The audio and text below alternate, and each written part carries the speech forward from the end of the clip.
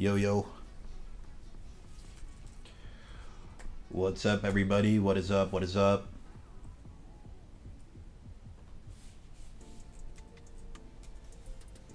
How's everybody doing? How is everybody doing?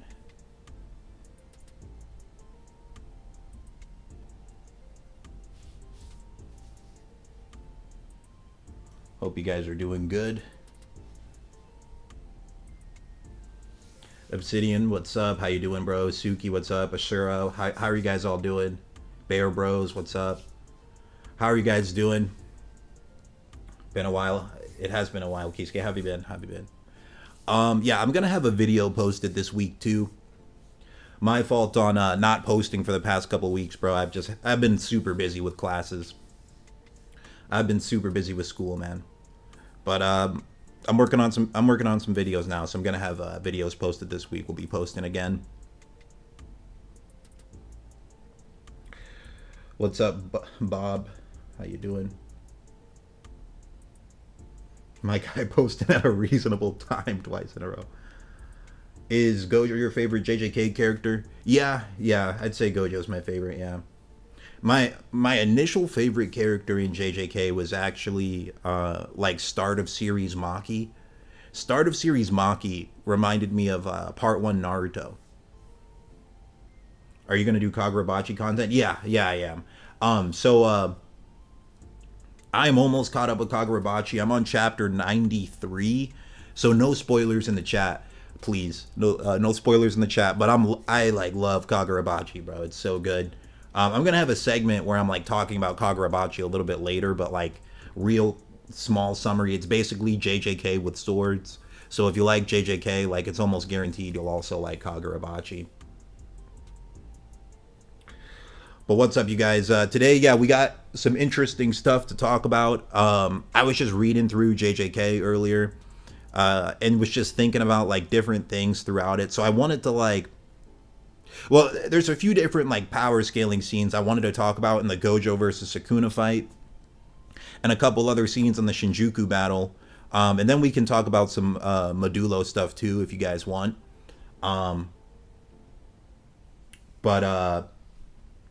Yeah, there's just some like interesting scaling stuff that I noticed. Will you ever power scale Dragon Ball characters?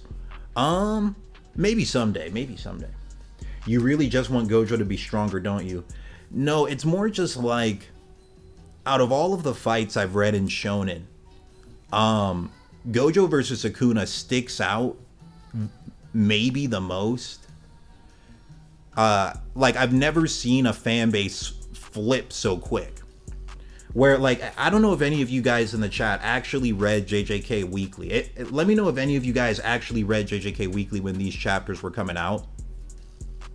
But when these chapters were coming out, every week, people were just saying, like, yo, Gojo is definitely stronger than this guy. Like, this is crazy. Like, every single week. Because they were looking at the feats and they're like, oh, well, Gojo's feats are just better than Sukuna's. But then, like, when chapter 236 came out and Gojo lost, now, like, everyone, like, flipped. And I just thought to myself, like, I've never seen that happen quite like that before. And it always just stuck out to me, and it like really made me question the fight. I'm like, is what people saying, is it really true? Or like, who's actually correct here? Like, this fight like stands out to me because I've never seen a fandom like switch opinions that quick. Ty the Fly Guy, what's up, bro? Thank you for the donation, man. I appreciate that a lot. You said, what's up, Lilo? What's up, everyone? Dude, thank you for the donation, bro. I appreciate that a lot. But yeah, I don't know. The Gojo versus Sukuna fight is interesting, and it's like, I think it's the most interesting fight in the series because it's like the two highest levels of power fighting each other. So it's like a lot of cool stuff happens. Okay. Did everybody flip? Yeah, everyone was flipped. Like, because up until that, like, you can go do this yourself. Go ahead and look yourself. Look up, like, go on YouTube and look up JJK chapter 234 review, and look at the reviews that came out at that time. Look at what people were saying. Look at the comments. Look at the weekly reviews that were happening. All these top comments were things like, man, I used to think Sukuna was so strong, but he's using all these other powers and still losing. This is crazy. Like, look at those comments and just see how everyone flipped up. It's an interesting thing. But that's all like a side note, okay? So today we're going to talk about some power scaling stuff I noticed. And then we're going to have an open debate over these ideas, because I genuinely want to hear like some of your guys' thoughts on this, okay? I want to know some of your guys' thoughts on this, right? So this will be an open debate here pretty soon. I just want to get this idea out, and I want to hear your guys' arguments. So here's something I realized today, chat. I'll just go ahead and get started. Yeah, so let's start, all right? So here's something I noticed. And let me know if you guys have ever realized this. If Gojo just started the fight with basketball domain, then Gojo just wins on the third domain clash. Has anyone in the chat thought of that before? Let me just say that one more time. If Gojo just starts the fight with basketball domain and it goes the exact same way, it's the same thing, he literally just wins on the third domain clash. Anyone in the chat ever think about that?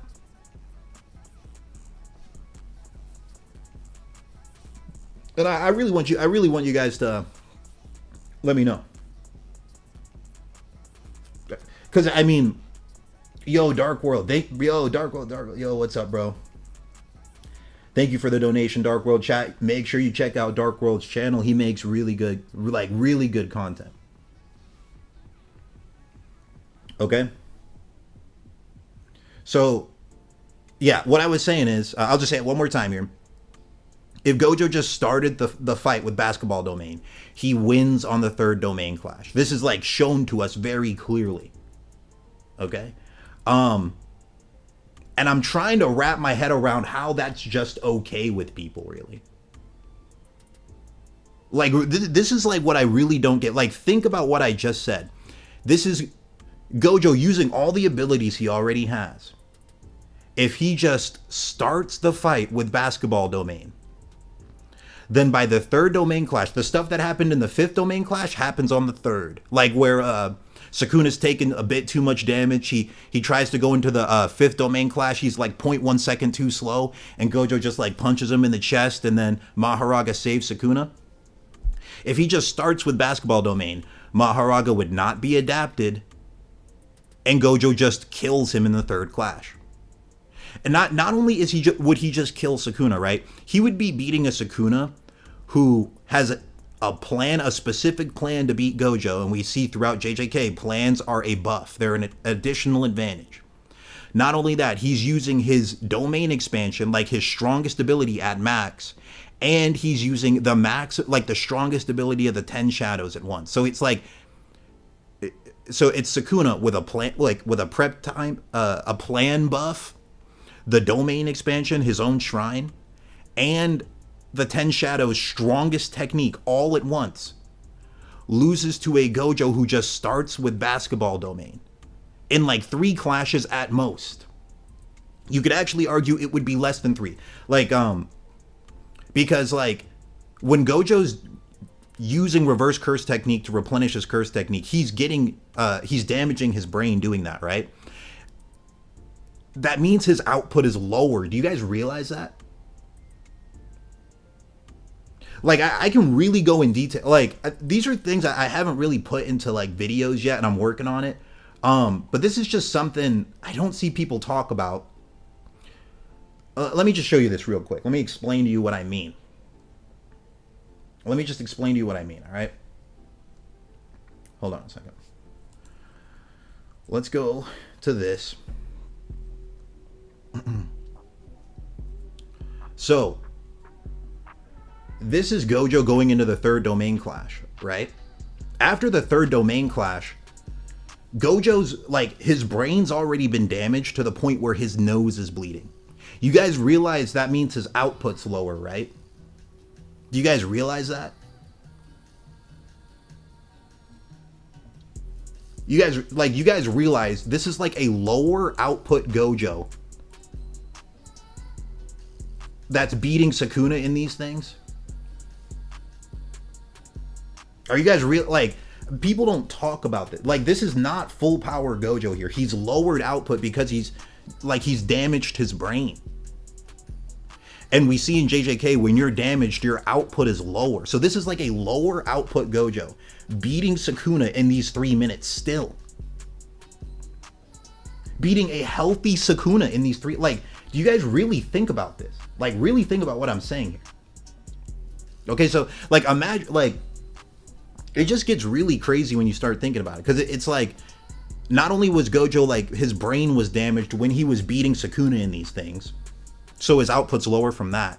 You can also make an argument that Gojo's output was lowered from just all the damage he had taken before he used basketball domain.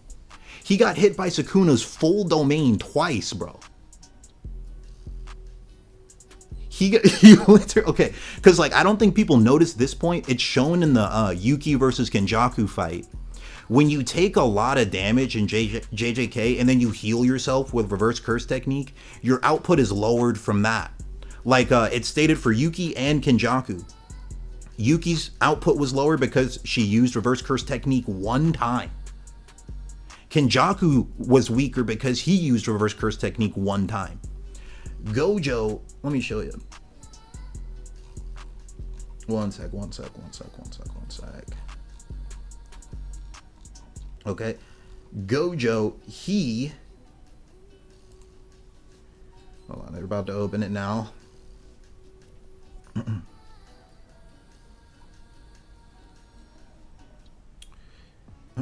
Let's take a look. He healed from this like twice. He healed from this twice.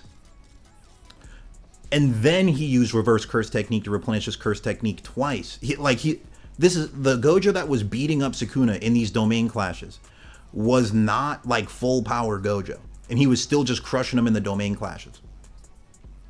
So all that being said, if Gojo just started the fight with basketball domain, then by the 3rd clash he just wins. Like pretty much guaranteed. It might have even been faster because like with all this damage accumulated, all the things I was listing, all the nerfs I listed, they were like dead even breaking each other's domains at the same time. Like with all of these nerfs, Sukuna was able to break Gojo's domain in like exactly 3 minutes, and Gojo was able to beat Sukuna up enough to break his domain in exactly 3 minutes. If Gojo doesn't have all these nerfs, and he had just started with basketball domain on the first one, he might have beaten him in 1 clash, guys.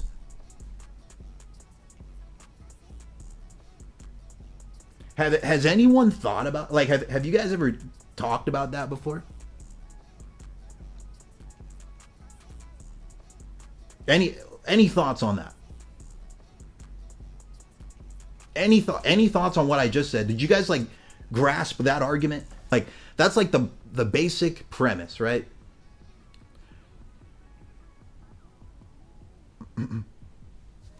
My question's this.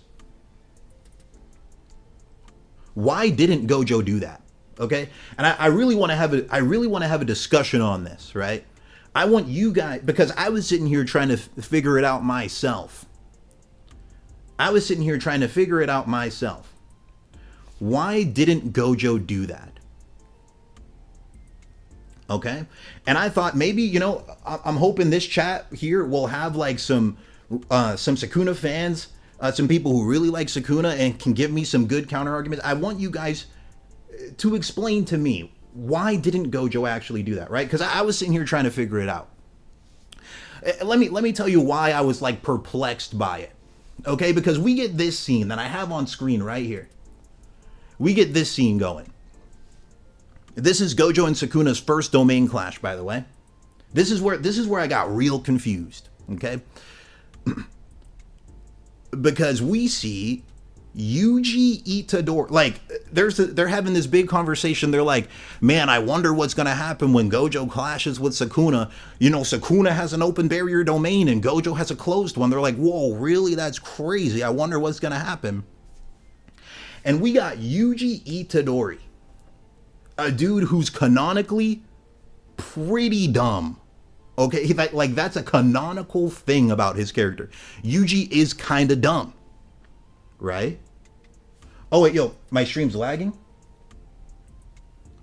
Well, chat, is my stream lagging? Let me know. Let me know yes or no in the chat if it's lagging. Let me know if you guys can hear me. I saw someone say I was lagging. Yo, what's up, Cosmic? How you doing? Anyways, let me know in the chat if I'm lagging, okay? I want to make this point real quick. The reason why this... Oh, no, it's cutting out every now and then? Nope. You're cutting out often for me? Yes? Yeah? Oh, it's lagging for all of you? My stream's always lagging? No way. Hold up. Maybe I have too many tabs open. No, I only have 3. It fixed itself. Lagging bad? Oh no. Audio gone? Oh no, I'm seeing like half people say it's terrible.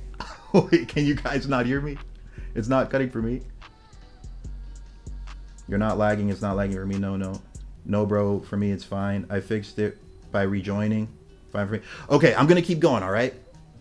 It's good after okay, I'm gonna keep going. If it's lagging, try like watching the stream like 5 seconds behind the live. All right, like rewind 5 seconds, and because sometimes that buffer window helps it. You said the stream's fine. Refreshing, good. They're trolling you. Okay, I'll keep going. All right. So here's the point I wanted to make. Let me just say the point again. All right, just in case it cut out any of it. This is when their first domain clash is happening. And they're having this whole discussion. They're like, oh man, who knows what'll happen? A closed barrier domain versus an open barrier domain. And this is a scene, like, it's kind of funny to me because I don't understand why this happens. Yuji Itadori, the dude who's canonically like pretty dumb, okay? Like he's canonically like considered to be dumb. He calls himself dumb like throughout the story. I think the data book like has a statement where he has like straight F's. Like bro's not considered like in the story. He's like supposed to be one of the dumb characters, quote unquote, right? Yuji Itadori looks at this and he's like, wait a minute, guys. If Gojo has a closed barrier domain, they're like, yeah, Yuji, go ahead. Yeah, what are you saying? Yuji the scholar. He's like, wait a minute. If Gojo's domain is closed, they're like, yeah, right, go ahead. And Sukuna's domain, it's open, right? They're like, yeah, it's open, right?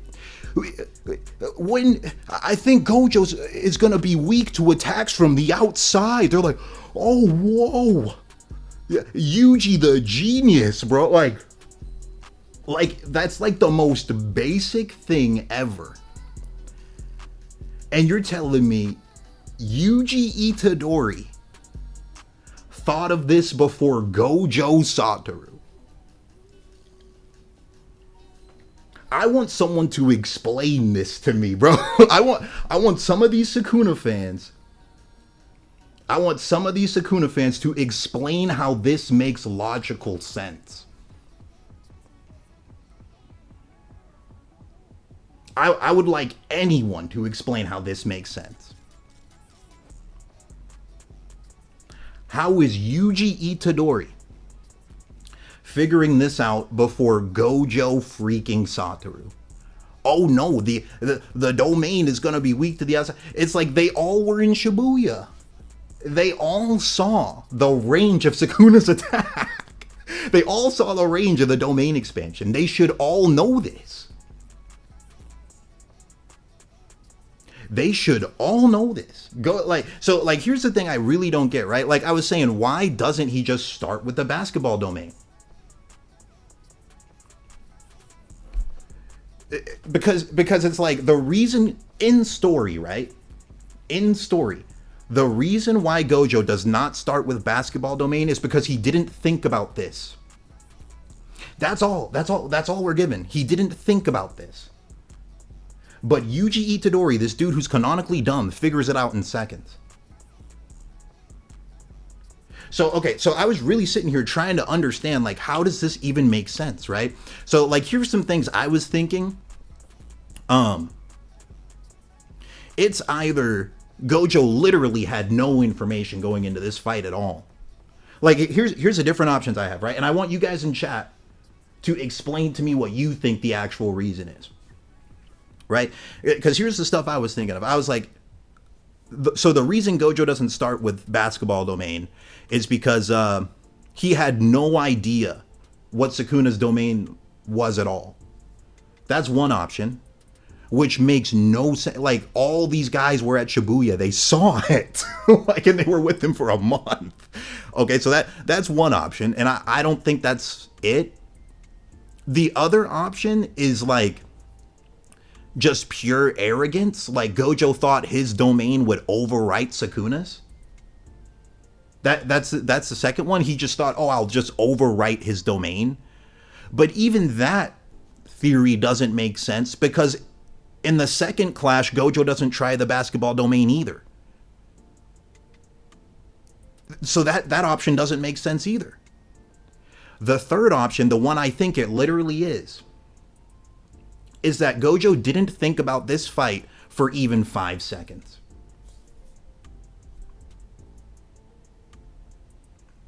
This is literally the actual answer that I think it is that Gojo went into this fight without thinking about it for even 5 seconds. That's the only way it's possible, because he thought of basketball domain after like 5 seconds. Like, literally think about what it is. Basketball domain, it's just Gojo thinking, well, if his attacks are, like, if his domain is hitting mine on the outside, then I'll just use the strongest barrier I can. It took him like 5 seconds of actually thinking in story, right? So the only way that I could the only logical conclusion I was able to think of, the reason why he doesn't start with this, is because Gojo did not think that before the fight. He didn't think for even 5 seconds. Because if he had thought for even 5 seconds, then at least the second domain he would have done that. But he doesn't do it on the second one. He does it on the third. So my stance on it, I think he literally did not think about this fight at all and just went into it. And you know why that's really crazy, though? You want to see what makes that really crazy? Hold on, let me show you. This is what makes that really crazy. Let me show you. I think it's on this chapter. This. So the reason why I think that's really crazy is because Sukuna, like, Kenjaku literally told him the weakness to Gojo's domain. Not only did Sukuna tell him that, Kenjaku tell him that, but Sukuna already knew that because he was like he was part of Yuji before, and he saw like the Gojo versus Jogo fight, so he knew, he's like, oh, if I make contact with Gojo, that's the weakness to his domain. It sure hit turns off. So it's like, I don't get it. I really don't get it. Okay, and I'm seeing, like, there was a lot of Sukuna fans in the chat earlier. What happened to you guys? Where are you? No one's saying anything anymore. What happened? What happened to all your coping comments? What happened to what are these argument comments? You guys are real quiet right now. You wanna give some explanations to this? I'm looking in the chat. I'm not seeing any of the Sukuna glazing I saw a second ago. What happened? This is your chance. Explain this to me. Like, what happened here?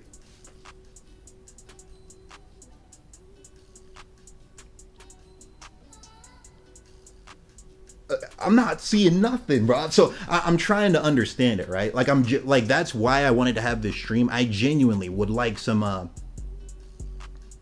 explanations. Is your chat delayed? Maybe. I don't know. I'm not seeing it. Oh, Cynical, what's up, bro? You said Gojo probably thought Malevolent Shrine doesn't reach beyond a domain, since domains create a separate, and thought it exists within space, so it wouldn't leave my domain. I'm not fully understanding that. Is this pre-recorded? No, this is not. This is live. So, yeah, Cynical, you missed quite a bit of stuff. If if I just try to give you a quick summary, the quick summary is that if Gojo starts the fight with basketball domain, he just wins on the third clash. Like objectively, based on what we've seen. Eric, bro, thank you for the 9 months, man. I appreciate that a lot, bro. But yeah, just a quick summary of the argument so far for Cynical. If Gojo just started with basketball domain, he wins on the third domain clash, based on what we've seen. And then I was asking the question, why didn't he do that? Why didn't he start with basketball domain? And we were looking at this scene where Yuji Itadori, the dude who's canonically like pretty dumb, was able to figure out, oh man, you know, if Gojo's got a closed domain and Sukuna's got an open one, then, you know, he's gonna break Gojo's domain from the outside. Something one of the dumbest characters there was able to figure out pretty much instantly. And so I'm thinking, like, why didn't Gojo... My question is, why did Gojo not start with the basketball domain? And the only real, like, the most solid answer, I think, is that Gojo did not think about this fight for even 5 seconds before. Okay? So that's, like, the main argument. And, like, the question I'm asking you guys is, why did Gojo not start with basketball domain? Because I was saying, like, there's, like, 3 possibilities I thought of. One is that, like, Gojo had no idea that Sukuna had an open barrier domain, like no one told him anything. That's one option. The other option is Gojo's so arrogant he thought he would overwrite Sukuna's domain, but even that argument doesn't hold up because, like, on the second clash he doesn't do a basketball domain either. So the third argument, the one I think's the most likely, is that Gojo literally did not think about the fight for even 5 seconds before the battle started. That's what I'm thinking. Because otherwise he would have just started with basketball domain and he would have won on the third clash. And I'm just asking you guys, like, what do you think the reason is? Okay. Yeah, and then we were looking at this. So, I don't know. And, like, there was a lot of Sukuna fans in the chat earlier, but I'm not seeing them now. I don't know what happened to you guys. Where are you guys at?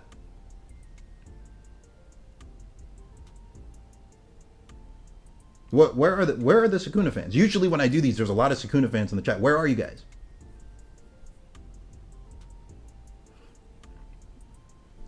Where are the explanations? I'm not seeing any.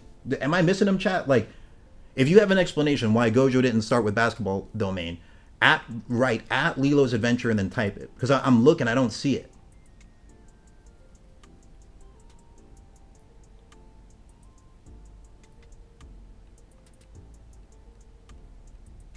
I don't see it.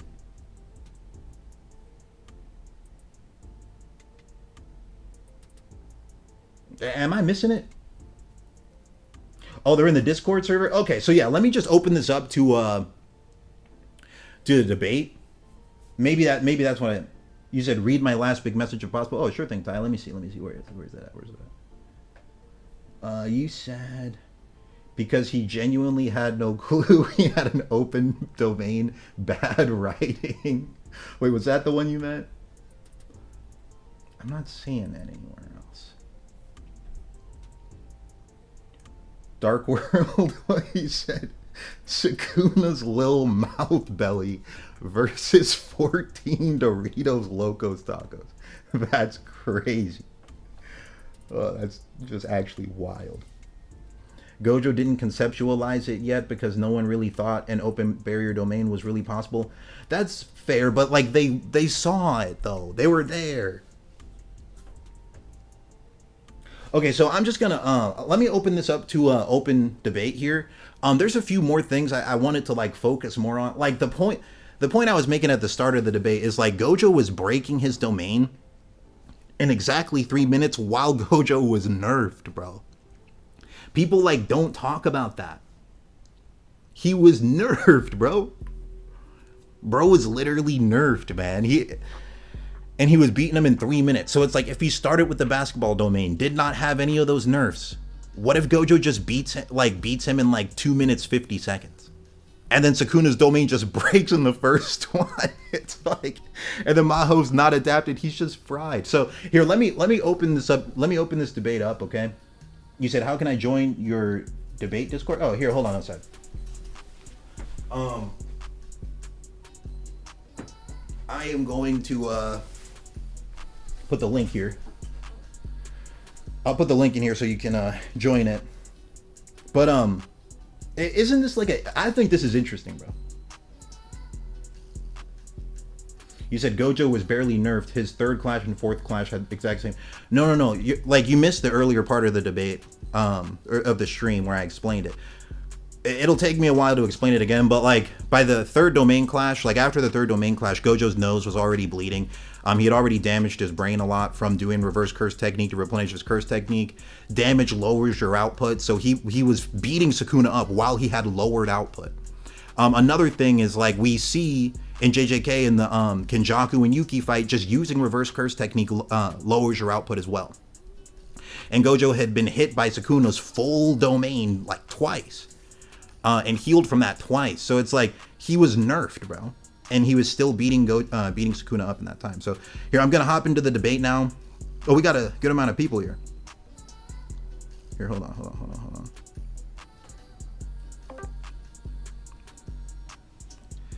Yep. Is stated in the scan, right? If what is stated? Scan, what is stated? What is stated? Yo, are you guys here for the debate stream? Oh, I think these guys are not. Hold on. Yeah, I don't even think they were. Let me go into a different one. Hold on, let me see. Yo, what's up, you guys? Hello? You can hear me? Yeah, I can hear you, bro. How you doing? I'm doing good. Thanks for posting at a reasonable time. Yeah, you know, every now and then, you know. I want to join it just to get the call. Yo, what's up? I would have never expected this. It is a rare occurrence. But yeah, it was good. Yo, what's up? How are you guys all doing? It's good. Yeah, so I wanted to talk about this. Like, what are your guys' thoughts on the stuff I was saying? Maybe we could go like one at a time because I feel like people have a lot of thoughts on it. Like Iso, did you want to go first? Or Iso or Ashura? One of you guys wanted to go first? No. Right now, I'm just gonna listen. But okay, it's good. Okay, yeah. I kind of want to hop on first. All right, what's up, bro? What are your thoughts on all that? I always glaze Gojo, you know, right? Every time I'm on stream, I keep bashing Sukuna, saying he's 40% weaker than Gojo and shit. Remember that debate you came in listening to? Yeah. But this one, I think we overglazing, Chief. We need to pull it back, right? My first point is that Gojo probably didn't know how it would interact, right? He didn't know that that past his barrier's range would still exist. He probably thought all the 200 meters would get sucked into his barrier because his barrier is way bigger than 200 meters on the inside. You feel me? Yeah, no, that's fair. That's fair. Yeah. He couldn't conceptualize that would be a possibility because he's never fought it before. And Yuji's dumbass is only like reacting to what he's currently seeing. He didn't figure shit out. He was just as dumb as the rest of them. And the reason why Gojo didn't do the small domain immediately after that was because he never did this before. He was just saying, fuck it, we bought and figured it out like barely. And even then, I would argue the small domain didn't really do much because Sukuna countered it by making his domain even smaller. Sukuna immediately countered it, so I personally don't think it did much. The only reason why the barrier broke the second time was because Sukuna touched him, and that was the reason. But actually, I do agree with the brain damage thing because it goes to my point. Every time Gojo and Sukuna are equal, it's always Gojo being nerfed and Sukuna being buffed. The first two domain clashes or fight outside the domain, Gojo was fighting in his domain getting hurt, while Sukuna was getting buffed by his domain. Buffed by his domain while Gojo was getting hurt. You see what I mean? Yeah, and those are fair points. Yeah, sorry, keep going. Yeah, so Gojo is always getting nerfed, but Sukuna is always getting buffed. But I feel like it would be disingenuous for us to say like it's not like Sukuna's always putting him in those scenarios, right? Sukuna is always putting him in a position where he's always weaker enough so that they can both evenly. Sukuna is never allowing Gojo to become equal with him because he knew he would lose that fight. So Sukuna is out IQing him, and in JJK, Gege has made it clear that he does not care if you snuck someone while they were on the toilet having cancer, withering with AIDS. As long as you win the fight, you're stronger. Well, so like, I want to talk about your first 2 points you were making. So, you said your first point, you thought that like maybe Gojo just assumed that even though Sukuna's domain is open, and even though like he knows his range is further, even though he knows all of that, he just assumes all of the sure hit will just like only count inside the barrier. You said that's your first point, right? He just assumed like that? Like his own domain would like Pac-Man his domain, and all the 200 meters would still be inside his domain. Because So- his pocket dimension inside the barrier is over 200 meters. So that's fine. Like that's possible, but the problem with this theory though is that on the second domain clash, Gojo still does not use basketball domain. Here's like the real crux of my argument. Oh, Queen of Gungi, thank you for the donation. I appreciate it a lot. Thank you. You just want to say love your content. I appreciate that a lot. Thank you. I appreciate you watching it. Thank you. But yeah, the real problem with like the argument overall though is like Gojo basketball domain. That's literally Gojo just saying, I'm going to make the strongest barrier I can. That's it. That at the end of the day, that's all it is. So the question is, why not just start the fight with that? Like, even if your argument's right? Like, even if we say, he thought that all of the sure hit would just get sucked up into his like small range. Even if we say that, then why didn't he use basketball domain on the second one? It implies that he didn't think about the fight at all. It implies that he thought of that mid-fight, just like that was his first time thinking of it. I don't think he thought, okay, right, the second clash, instead of, he didn't shrink his domain, he flipped the conditions. And honestly, that was enough. So let me put it like this. The moment he did basketball domain, all Sukuna did was, okay, I'm gonna copy that shit, and did it right back. So the basketball domain got canceled out by Sukuna's basketball domain, so it made no difference. The smart thing that Gojo did was flip the conditions. The only reason why that failed was because Sukuna touched him. Well, Gojo decided, okay, let me make it even stronger just in case. But he didn't realize that Sukuna can copy anything he did. So, like, personally, I think the basketball domain point is that much pressing because, like, Sukuna would have countered it regardless because Gojo didn't realize Sukuna knew the weakness of his domain expansion. If he did notice, if he didn't knew that before this, he wouldn't have gotten his shit broken. It wasn't that Gojo wasn't thinking about the fight, it's that Gojo didn't know what Sukuna had at all. He didn't know that Sukuna had extra knowledge. He didn't know Sukuna was having extra abilities he didn't know about.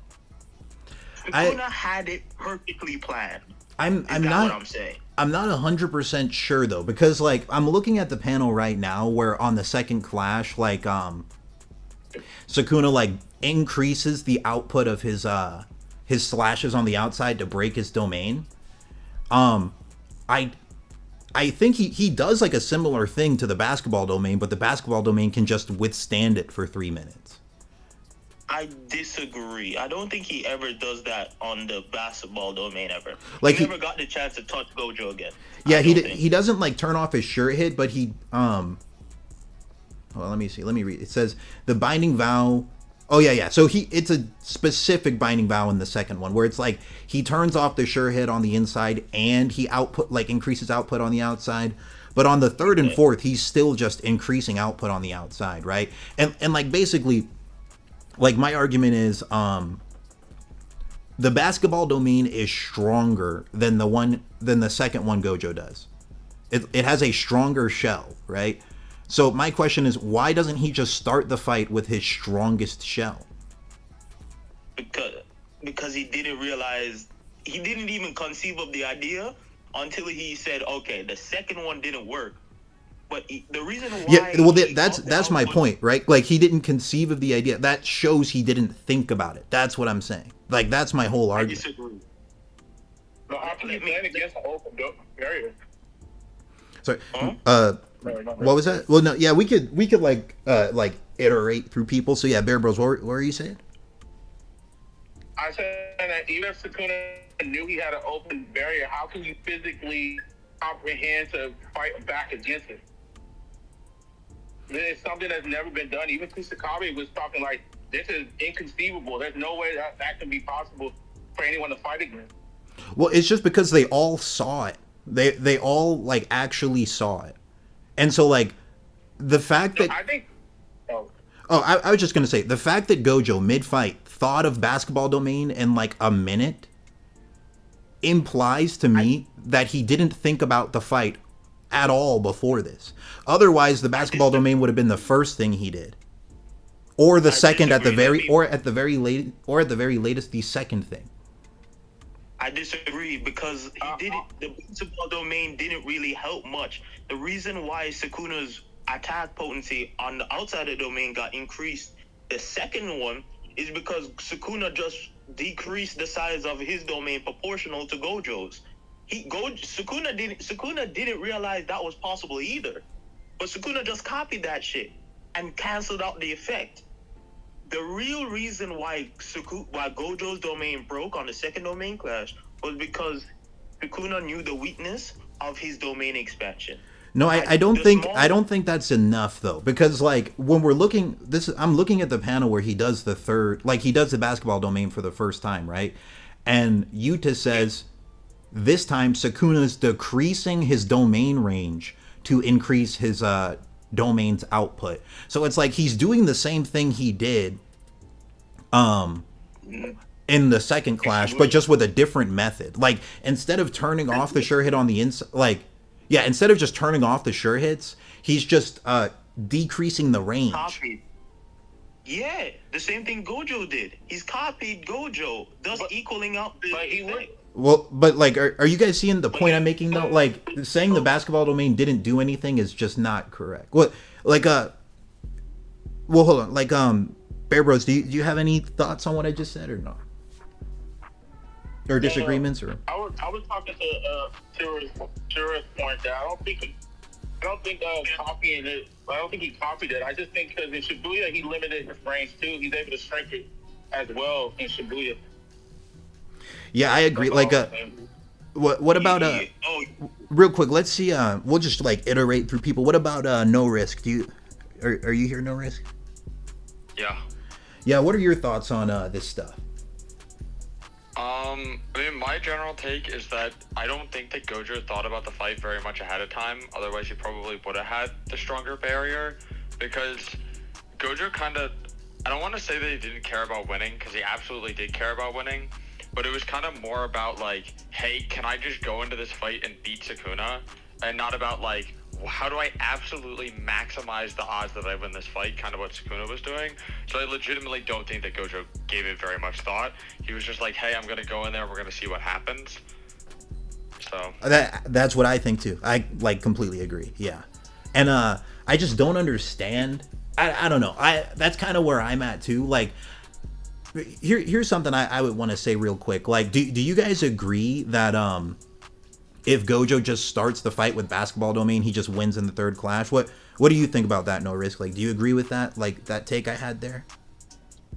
I don't know if he wins in the third clash. It's kind of hard to say because we don't know how much the brain RCT is nerfing him, and we don't know how much leeway Sukuna has to increase his usage of domain amplification. I was kind of talking about this in one of the like text channels here, but a lot of people say that Sukuna can increase his usage of domain amplification, but I don't think that's true like to a very large extent because he still would have been using it to mitigate damage.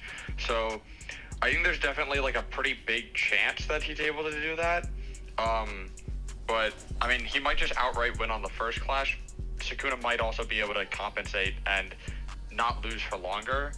I mean, we just don't know.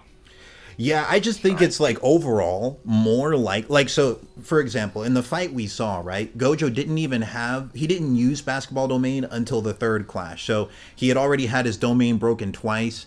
He had already taken a bunch of damage from Shrine twice. He had already used RCT to replenish his curse technique, and he was already like getting nosebleeds. And then in this state, that's when he's beating up a pretty much fresh Sukuna.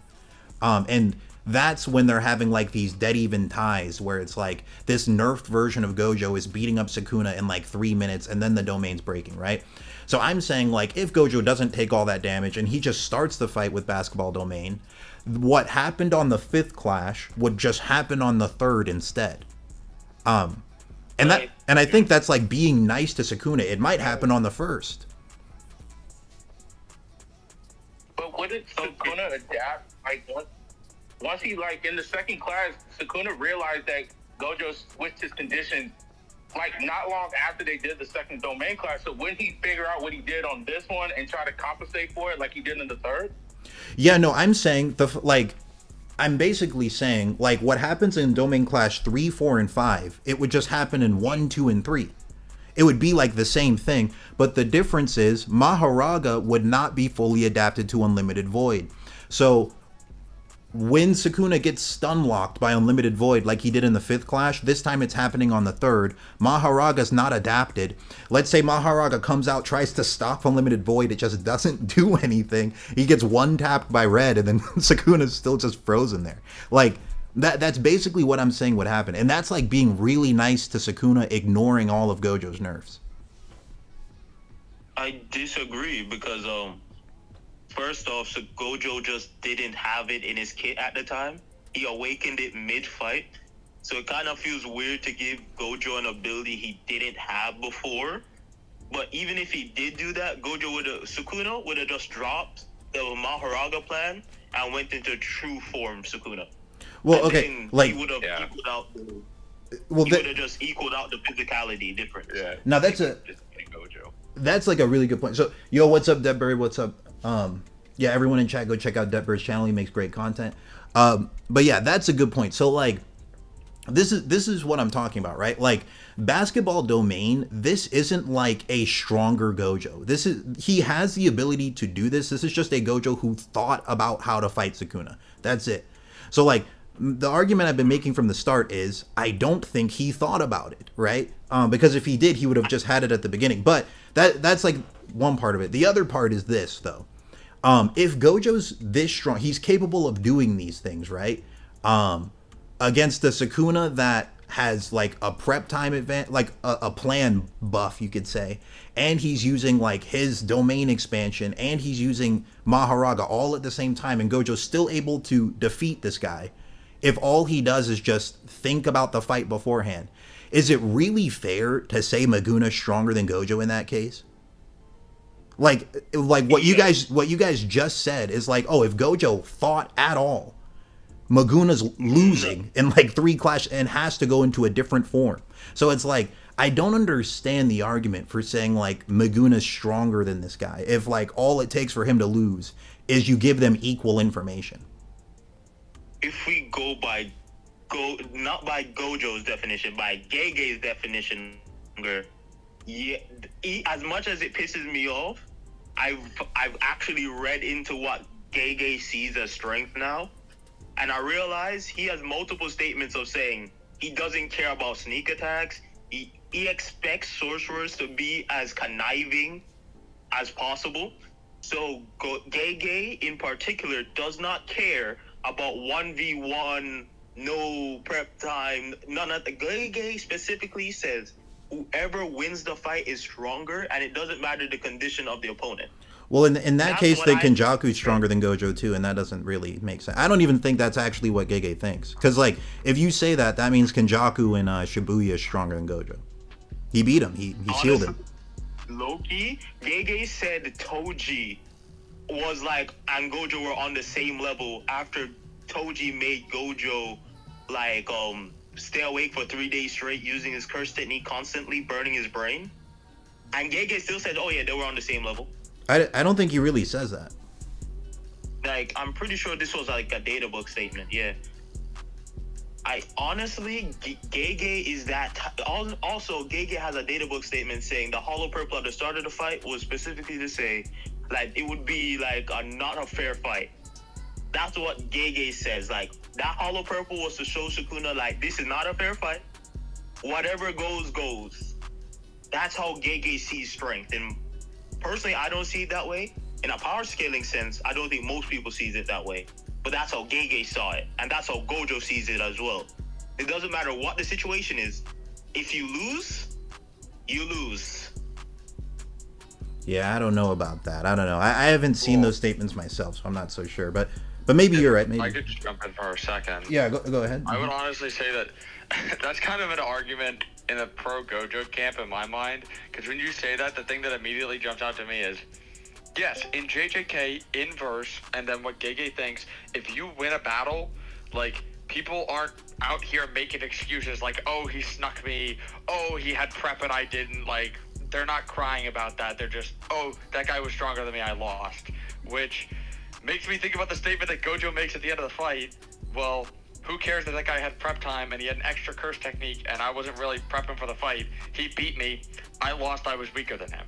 You know, where obviously there's a different idea in that kind of mind of like what strength is kind of how we're defining who's strong. If we're taking an inverse definition, yeah, I think that that's a valid way to say Sukuna is stronger than Gojo. But if you're taking that from just like what people generally think about when they say a character is stronger than another character, I think that would kind of put it more in the Gojo camp of like, yeah, he's going to say that he's stronger because he lost the battle, but we can look at the fight and generally interpret if Sukuna didn't have prep time, if he didn't have 10 shadows.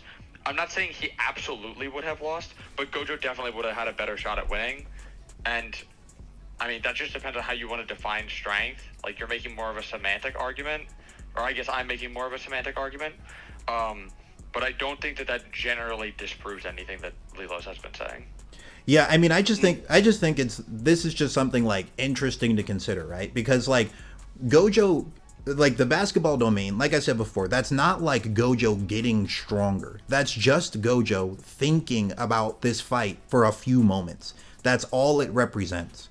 Okay, so when you think about that logically, from what we've seen in this fight, if Gojo had just thought about the fight for a few moments beforehand, starts the fight with basketball domain, he is beating Maguna in 3 clashes max. There's really there's very little wiggle room there. It's to the point where like even like the biggest Sukuna fans were saying, okay, he would probably just go into Heian era form. If he's going into Heian era form, Maguna lost. So my point is this, right? People, I honestly think this, a lot of people just saying Sukuna is stronger than Gojo is not based on actually scaling the characters. I mean, no offense by that. Some people are actually scaling the characters. I'm not saying all people who say this aren't scaling up, but I do think a large portion is not based on scaling. Because like, especially when I started seeing like Deborah versus Sukuna takes, it like solidified that idea to me. Because Deborah versus Sukuna is basically just Gojo versus Sukuna without the text of Gojo saying Sukuna is stronger. Because like I started to realize a lot of people, when you ask them why do you think Sukuna is stronger, it's not because they've like deeply power scaled the characters in any way. They're just like, oh, well, it's because Gojo said so. And then all of their arguments are a branch off of that. But without that text there, they would actually just think Gojo's stronger. So it's like, I'm starting to just realize like there's a consistent theme with that. Like it seems like a lot of Sukuna stronger than Gojo takes are like not really based on scaling the actual feats the characters perform. I mean Meguna, right? Sukuna in general, really. You don't think true form will make a difference? Let's say that Gojo does go with this plan, and then Sukuna pops true form. You think he still loses by the 3rd clash? It depends on like which version of Sukuna and which version of Gojo you're using. So like I've made this argument before, like if we use the strongest form of Gojo, I still see Gojo just winning. Like Gojo who has the unrestricted purple. I did a whole stream on that. No, but like for this hypothetical, it's just Gojo popping the tiny barrier from the get-go, and then let's say Sukuna pops true form in response, do you still think he loses by the third clash? So like in the third clash, now he switches into true form. No, like let's say he does it in response to Gojo because you think that he might just lose in the first clash. So if you think it goes that far, then surely you could see Sukuna popping true form earlier. Well, he can't pop true form if he's stuck in Unlimited Void. I think he wouldn't be stuck in Unlimited Void. Like, mid-clash, while they're equal, he would just pop into his AN form, and then he would actually be physically superior to Gojo in every way. Because no, I don't. Presumably That's he would be getting overwhelmed, like prior to getting stun locked, right? He was getting overwhelmed during the Kashimo fight, and he still had time to do it. I mean, maybe like the whole argument I had made with the basketball domain thing is that like what happens in the fifth clash just happens in the third. But the difference is Mahoraga's not adapted. So I mean, if that happens, Sukuna doesn't have a way out. He just loses there. I'm not saying that. Like, once Sukuna is realizing the plan is going south and he's losing way harder than he expected, and it won't be dead even, he's just gonna swap mid clash while they're even. He's gonna swap to Heian form, and then if Miguel, my guy, is beating Gojo in any physical category with both CE enhancement, Sukuna is beating him in every single thing. Well, okay, I'm gonna be. I mean, this is kind of changing the topic of the debate because now it's becoming more Gojo versus Heian Sukuna debate. I can do this one too, but like it is kind of going off track of what the initial debate stream was about. Initially, was it just about Maguna then? Yeah, no, it was initially like the real thing I wanted to talk about is like why didn't Gojo have this at the start? But I can just real quickly address the point you guys made. So you're saying like if he goes into Heian form, you think he would now be physically superior to Gojo, right? That's like the stance you have. Yes. So physically superior. So the big counter argument to that though is the fact that we see Gojo in curse technique burnout, using RCT at max at the same time, nerfing himself even more, and he's like still able to hold his own in hand-to-hand with a domain amped Sukuna. So like think like you have to actually measure that. So it's like nerfed Gojo, amped Sukuna, relative in hand-to-hand. Like really think about this. Really nerfed Gojo too because he doesn't have blue. Hold on, let me finish the argument. Because he doesn't have blue, so he's not increasing his speed with blue either. So this is super nerfed Gojo. Like this might be like 60% Gojo versus 120% Maguna, and they're still like boxing. So you have to make the argument that Heian era Sukuna just being physically more buff is enough to make up for that whole gap. And that's debatable. Like the reason why stuff like that's really debatable though is because like the only thing changing is the strength, the physical strength of the body being amped. Like there's a good argument that like if you just took Sukuna's physical body, no cursed energy, and had him fight against Yuji's physical body, no cursed energy, Yuji literally might be stronger. Like, wait, there's a problem with that though. Can I say something? Go ahead. So, Lilo. Oh no, you go. Oh no, all I wanted to say was, because Lilos was bringing up the fact that if Gojo used the basketball domain, used the basketball domain earlier, that at least Maguna wouldn't have had time to have Mahoraga adapt. But I think the issue with that is that even when we see it in the start of the fight, in the first domain clash, you could argue Gojo was caught off guard because he didn't expect Sukuna to attack from the outside, right? So even if you did say he used the basketball domain, he would still need to have the knowledge that he had to flip the conditions of his domain to the outside, right? To block Sukuna. To block Sukuna's slashes from the outside, right? So even with the basketball domain, even if he did use it, his domain would still break.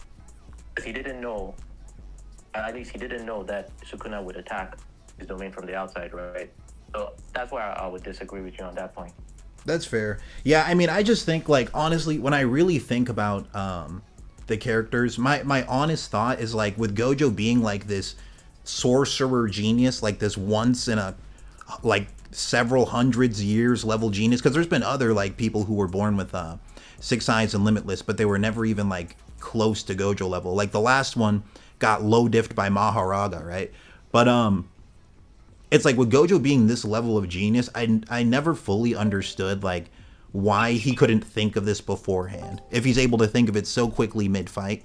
But I hear your guys' arguments. To me, honestly, it seems like Gojo got kind of dumbed down by the plot. That's my intuitive actual thoughts on it, but maybe the things you guys are saying are more accurate. Maybe your guys' take is more accurate, but that's kind of how I see it. Because what I was saying, that didn't Gojo tell Sukuna that he did special training specifically for this fight, and for all that he could have done the swapping. He could have trained for the swapping of conditions. He could have trained for the basketball domain, and he could have trained for the unlimited hollow technique.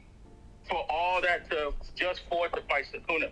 So I don't think that Gojo just went into the fight without a plan or without anything, because if we look at the first 3 domain classes, they perfectly make sense. Like Ashura said, first domain class was just to see how their domains would interact. Sukuna won that domain class. The second, all right, now let's go for plan B. Let's sweat the conditions that I trained for over the month. Sukuna broke through that. Okay, that worked. That failed. Let's go for the basketball domain. And since that one got the best results out of all 3 plans that he did, Gojo stayed to that plan until he got Sukuna under Unlimited Void. I mean, I guess that's a fair interpretation. I mean, I always viewed that scene as a joke, like where he said, "Oh, I did special training," because right afterward, like I have it on screen right now. The things he says immediately after that is, "I can totally wail on Megami since they look alike." Like I thought that was the joke. Like the special training is he just thought of like Sukuna as Toji. I thought that's how I viewed it, but like your take on it is also fair. Like that's a good take too. We know he didn't train for basketball domain because he specifically said like nobody knew about it. The fact that he would have to train at all, like, and he had to train with the students because they were swapping between bodies, right? The fact that that one of them knew, it means that like he figured that shit out like mid-fight. Well, I think the soul swap training wasn't for him. Oh, go ahead. So, I said there's a scene in a flashback where they were telling Gojo about using his body just in case, and Gojo went into like a whole room by himself. He was like, he don't want to listen to it. He don't care. Y'all do what y'all want, and he just shut himself into a room for that whole time. So he could have done it doing there. Yeah, I mean, but like when I think about that, like it just makes less sense to me because it's like okay, really logically think about this, right? The difference between the second domain that Gojo did and the third one, the only difference, the third one's stronger. Why not just use that one first? It seems like he figured it out mid-fight. That's the only difference between the second domain and the third. It's like they both had inverse conditions. It's just the third one is a stronger version of the second one. So like, to me, it does seem like he just made it up mid-fight, to be honest. But I do like the interpretation you had. That is a good interpretation too. So there is also the well, as far as the second domain, I think we have to consider like I think there were 2 reasons why that broke. I think one was because Sukuna was narrowing his domain to make his slashes stronger, but the second is that Sukuna touched Gojo, right? I think they make it clear that Sukuna touching Gojo and Sukuna making his slashes stronger both contributed to why like that second domain broke. And even when you look at the third domain, when he made it into the basketball domain, like what they actually addressed for the reason why Sukuna lost that domain battle was mostly because of Gojo winning in the hand-to-hand, right? Within that domain. It wasn't necessarily because of, the basketball domain itself, right? Because it seems like even with the basketball domain, like it seemed like it was just dead even, right? With Sukuna's amp flashes at that point, right? So the only difference you could argue there is that Gojo's hand-to-hand is what made the difference and why he kept winning the domain battles after that point. Yeah, that's a fair point. I mean, I think it's interesting because like in the second domain clash, the way Sukuna broke Gojo's barrier, he, like you said, he made contact with Gojo and turned off his sure hit on the inside, and then this let him do a binding vow to increase his output on the outside. So that's like how he was able to break it. But against the basketball domain, he increased his output from the outside just by shrinking the range. So I don't know. It's debatable. Like, you could make the argument that what Sukuna did in the second clash and the third clash were the same strength. You could make that argument. I don't know. It's like a debatable thing. Yeah, because that's how I kind of see it. I kind of see like him strengthening the slashes to be kind of the same thing. It just the only difference I'm seeing is that the basketball size domain just made Gojo's barrier from the outside a lot more stronger, right? But I don't think like that wasn't the game changer, right, by itself. Like the game changer was the hand to hand. Was Gojo actually beating Sukuna in hand to hand? Yeah, but it also just lasted way longer though, because the second barrier broke like instantly, but the third one lasted 3 whole minutes. The reason why it broke instantly was because Sukuna touched him. It wasn't because the strength was weaker. No, but because he managed to touch him and disconnect the short hit from the inside and put it to the outside. It wasn't a strength thing. Sukuna just out IQ'd him for that one. Well, no, the barrier had to be stronger too. Like they say that theoretically that should make it stronger. But but the barrier. Sorry, in the second domain clash, Gojo had already flipped the conditions, right? So his barrier was already stronger from the outside, right? But what Sukuna did is like what Lilo said. He touched Gojo, and that gave him time to amp his slashes from the outside, right? And that's what eventually broke Gojo's domain in that second clash, right? Mm-hmm. So, yeah. So Oh. I'm saying, even if he used a small domain in that instance, if Gojo let do that in the second clash, regardless if it was small or big, it would have gotten broken anyway, because Sukuna would have shrunk his domain and then get off the technique so that he could put all the strength from the inside of the domain into the outside, and he would have still won anyway. I honestly don't know. I honestly don't know. That's the case. Yeah, I don't think so either. Yeah. Yeah, I don't think that's the case because Why do you not think so? Because him shrinking his domain was what allowed him to like withstand Sukuna slashes in the third clash, right? They were presuming he's gonna shrink his domain during the second clash, right? That means whatever Sukuna is doing to amp the slashes is still not going to be able to break it, right? So you're kind of going to end with the same result you did in the third clash, where Gojo kind of wins hand to hand, right? That's how I see it. Okay, that does not make sense, because the reason why the third one was stronger is because Sukuna copied exactly what Gojo did.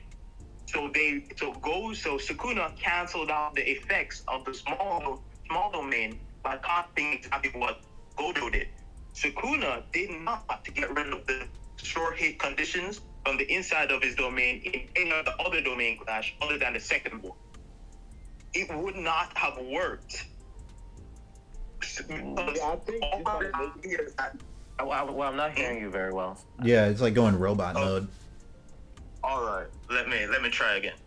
None of those, the small domain expansion would not have made sense, because flipping, he wouldn't have known he needed to flip the conditions from the strength from the barrier from the inside to the outside, because he wouldn't have known that.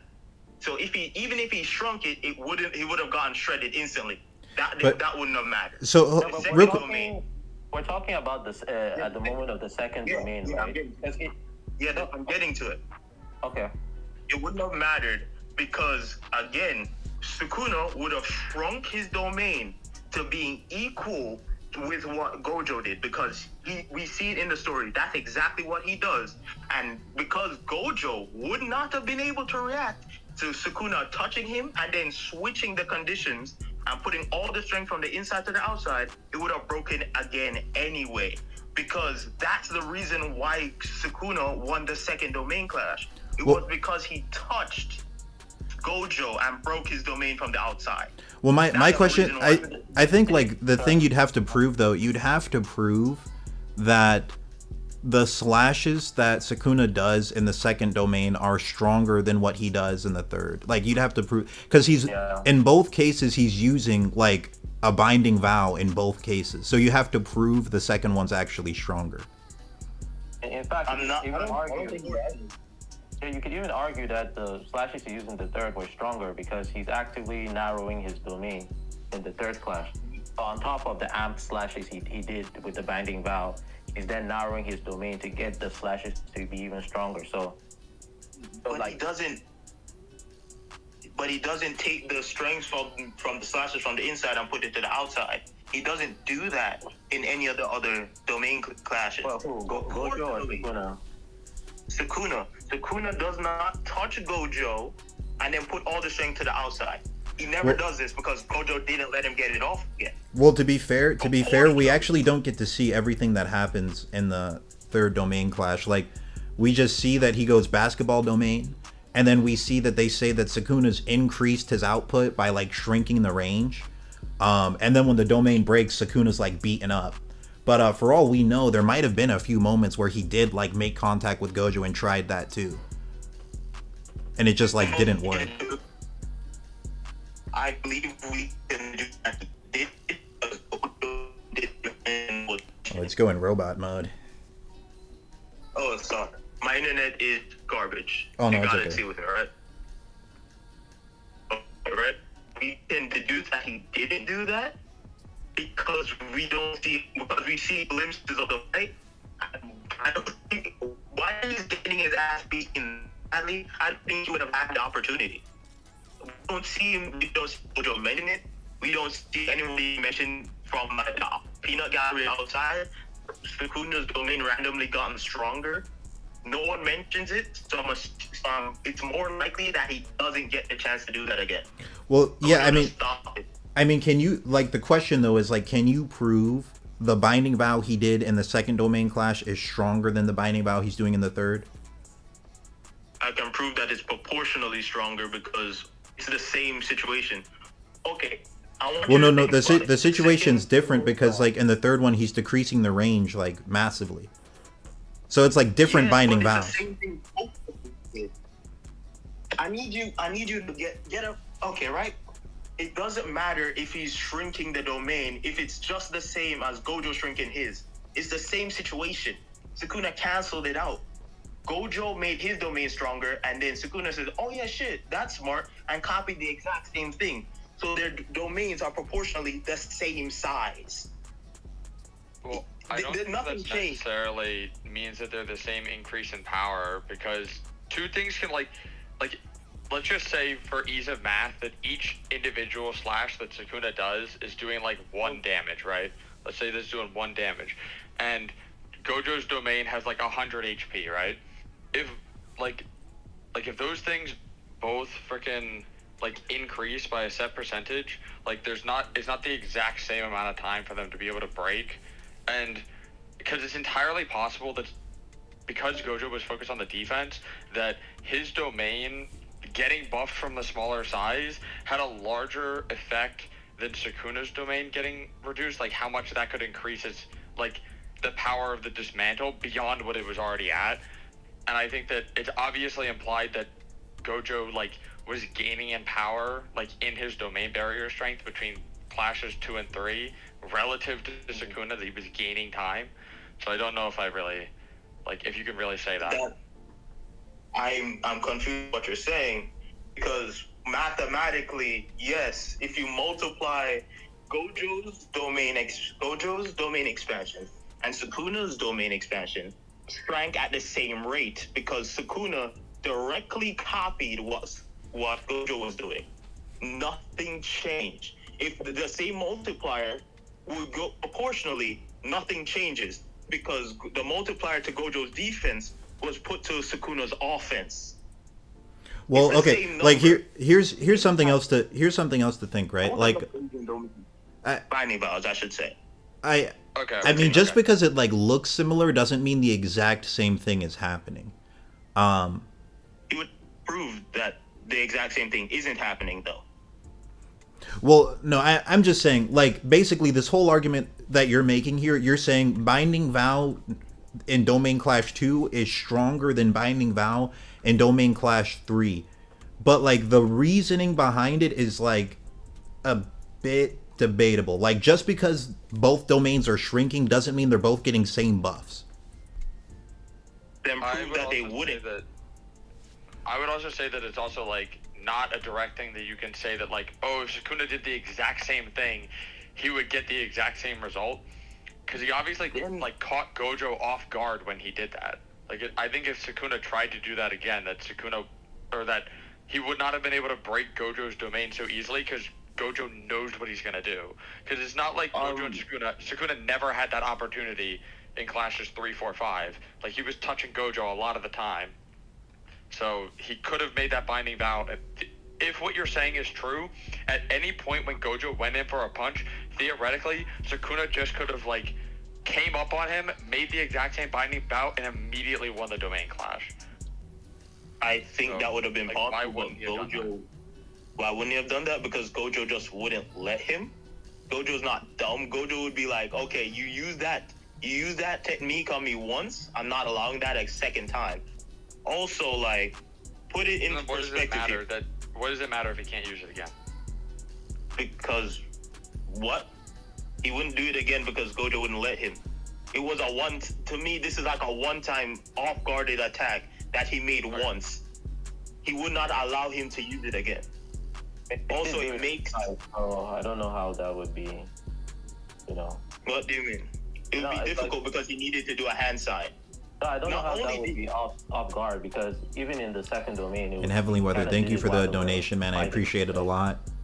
He said, hey, on air, Sukuna would just be able to stall Gojo for longer due to 2 more arms and curse weapons. All Sukuna needs is to stall until Gojo's barrier breaks. Gojo's only win con is void. I'll talk about that in a moment. Like, those are good points. And at that point, Sukuna had no defense from the shore hit. Gojo would have to realize, Gojo realized he was doing that. Gojo didn't realize he was swapping the conditions when he was making contact. Now that he does know, if Gojo makes even for a microsecond, if Gojo leaves contact with him, he would have got hit by Unlimited Void and lost the Domain Clash. Yo, real quick, I think the debate's like kind of like going in a different direction, because now it's more just us debating like which Binding Vow is stronger, the one in Clash 2 or Clash 3. I think that's interesting, but there were a couple other things I wanted to just talk about really quick. Yeah, I think like the overall idea I wanted to talk about for this stream is like, is it actually even a bad take to just say Gojo's stronger? Like, is that even a bad take? Because No Risk was here, he was talking about it earlier, but he left already. I don't know, I think the definition of stronger like has a lot of different ways you can interpret it, but like when you realize that like if Gojo just had equal information, he would have most likely won in the third clash against Maguna. I don't know. I don't think saying that like he's a stronger character is a bad thing. I don't think he would have won the third clash though.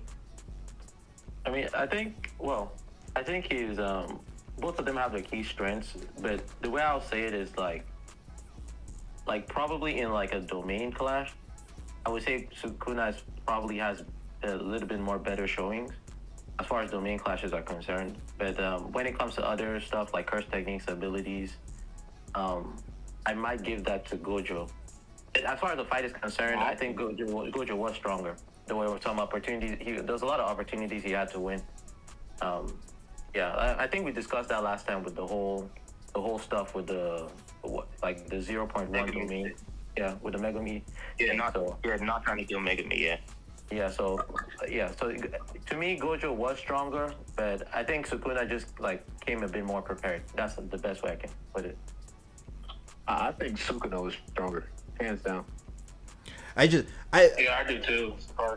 I mean, like here's like just a take I think that's like interesting, right? JJK's the only manga where you'll have one character who is stronger. I've said this before, but this is the only manga where you'll have a character who's stronger faster, and has more defense, but people will tell you the other one's stronger. This is the only manga like that. That's why I think it's if we're using this example, there are counters to Limitless that Sukuna used. I think that's why people are still offended for Sukuna, just because there were counters that Sukuna could have used, but just couldn't in the fight because they both were restricted throughout the fight at certain points. He did use those counters though. Sukuna did use those counters. Gojo specifically said he was focusing on domain amplification the entire fight. Well, I mean, did he? I think what people are. I think Solace was saying something. My bad. I think the reason why people Sukuna is stronger and why I agree is the fact that Sukuna isn't just fighting Gojo, he's fighting everyone that comes after he kills Gojo. Like from the very beginning, he is planning to pretty much fight a gauntlet, and that's why he does certain things and why he doesn't do certain things in the fight with Gojo. Like it's hard to say that Gojo is stronger when your opponent is not doing the more optimal plays just so that he can fight the people that come after you. Like that's kind of, I don't see how you can just say, oh well, Gojo's stronger, but he could have did this here. Like Sukuna is by definition nerfing himself just because he has to fight a bunch of people right after Gojo.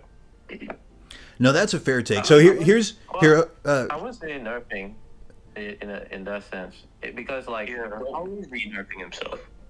Yeah, because the main thing is like Sukuna is actually having, well, you could call it support through Mahoraga, but like he actually is coming into the plan with a bit of prep, and he's also using elements outside his own abilities to account for Gojo, because like without Mahoraga, like Sukuna wouldn't really have an answer to Gojo's domain or to his limitless, right? Like by default, he would be weaker because of that, right?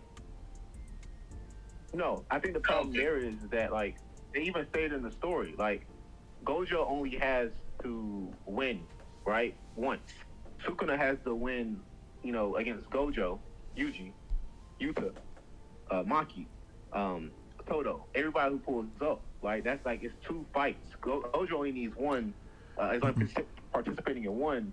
Sukuna's participating in two, right? So like I like it's not hard, but like yeah, there's these scenarios where it's hard to say why Sukuna didn't do this or do that, or Gojo had this, and how does Sukuna respond here? But you always have to remember, on top of all of this, Sukuna is plotting and planning for two big massive battles. Like you can't have Sukuna fight the final boss while he's also planning to fight everything that comes after it too, and be like, well, Sukuna's weaker, right? I just feel like just on that alone, I would at least say they're at least equal. So yeah, like real quick, let me respond to that real quick. So there's a few like different, like those are really good points you made, honestly. But there's a few different like counters that I think of when I hear that. Like first off, if you swap their roles, Gojo's low diffing everyone else too. Like the rest of the cast is basically ants compared to Gojo and Sukuna. They are not a challenge at all. So it's like that's not a really big thing for him. Like him having to fight the rest of the, like, honestly, in their opinion, fraud, like weaklings doesn't mean much to Sukuna. Like they're all like one-shot victims for Gojo and Sukuna. All of them are. Yeah. So like that's not really that big of a thing, especially since Gojo would be able to do the same thing like really easily. I guess what I would say there to that though is the main purpose isn't the fight afterwards; it's the fight beforehand, right? Like we've seen the fight, Gojo versus Sukuna. Gojo pulling all the tricks he could out of the bag just to fight Sukuna. So we say that you flip the script and it's Gojo running the gauntlet. Does he just kill Sukuna? Like, is it really that easy? And like, what's his, like, how does he do it versus how Sukuna did it? So like, sorry, you're asking like if Gojo had to run the gauntlet afterwards, like what would happen? Yeah, like he fights Sukuna and then like somehow he has to have some means of still having energy or still having power to fight everybody else. I don't disagree with you. Like their father, they're going to lose compared to Gojo, right? But this is a Gojo fatigue from Sukuna. How do you like? Sukuna had to make plans on plans on plans, right? How does Gojo recreate that in his own way? Well, yeah, I mean, even so, like we can word it like this, right? And this is another reason why I think the debate keeps going on, is that Gege himself said, like, in the fight we actually saw, when Sukuna had all of these different advantages and things, by the end of it, if the reason Gojo died is because he dropped his guard. Like, Gege, the author himself, took time out of his day to say that. So, like, and if you just analyze the fight, it's pretty clear what would have happened if Gojo didn't drop his guard. He would have just won. It was like a 4 Black Flash Gojo who has basically infinite cursed energy due to the 6 eyes. It's almost impossible for him to run out. Versus a Sukuna who was low output, had no domain. Gojo would have fried him. So, like, in the actual story we actually read, if Gojo doesn't drop his guard, he would kill Sukuna in that fight. And he's easily beating everyone else too. Like, all of them are domain victims to him. If he opens his domain once, they're all dead. They can't clash with him. There's nothing. They can't even hit him outside of actually, no, none of them can even hit him. Like, they literally all just die. Maki can hit him. Wait, Maki can hit him with she doesn't have inverted spear of heaven though. She can. No, she can't. She doesn't have that. They have domain amplification though. Isn't it only Higuruma? No, Yuji specifically has it. I think Yuji has it. Yuji has domain amplification? I thought it was just Higuruma. I don't think so. I think it's just Higuruma. I think I'm tapping on my ass. Maybe Yuta? I don't think so either. Yeah, I literally think Gojo wipes them all out. Especially since, like, they had that dialogue where they said, like, Gojo with 1 arm, without infinity, no blue either, and, like, barely used, like, nerfed red as well, and no domain, he's still stronger than Yuta and Hikari, like, in that super nerfed state. So maybe if you oh, sorry, continue. Oh no, that's right. I just think, like, Gojo and Sukuna outscale the rest of the cast so much that they were kind of a non-factor. And then, like, the narrator, like, the stuff the narrator says makes, like, the Sukuna holding back argument, like, a lot weaker too, because he goes out of the narrator, like, goes out of the way to say, like, the reason why Sukuna couldn't use Fuga was because Sukuna was changing the binding, like, the domain conditions every clash, and it was, like, weakening. It would have made Fuga too weak. So, like, and then Hikari and Kusakabe, they have dialogue. They're like, if we jump out there to help Sukuna, he has a trump card he'll use on us and wipe us out. He's probably saving that for us.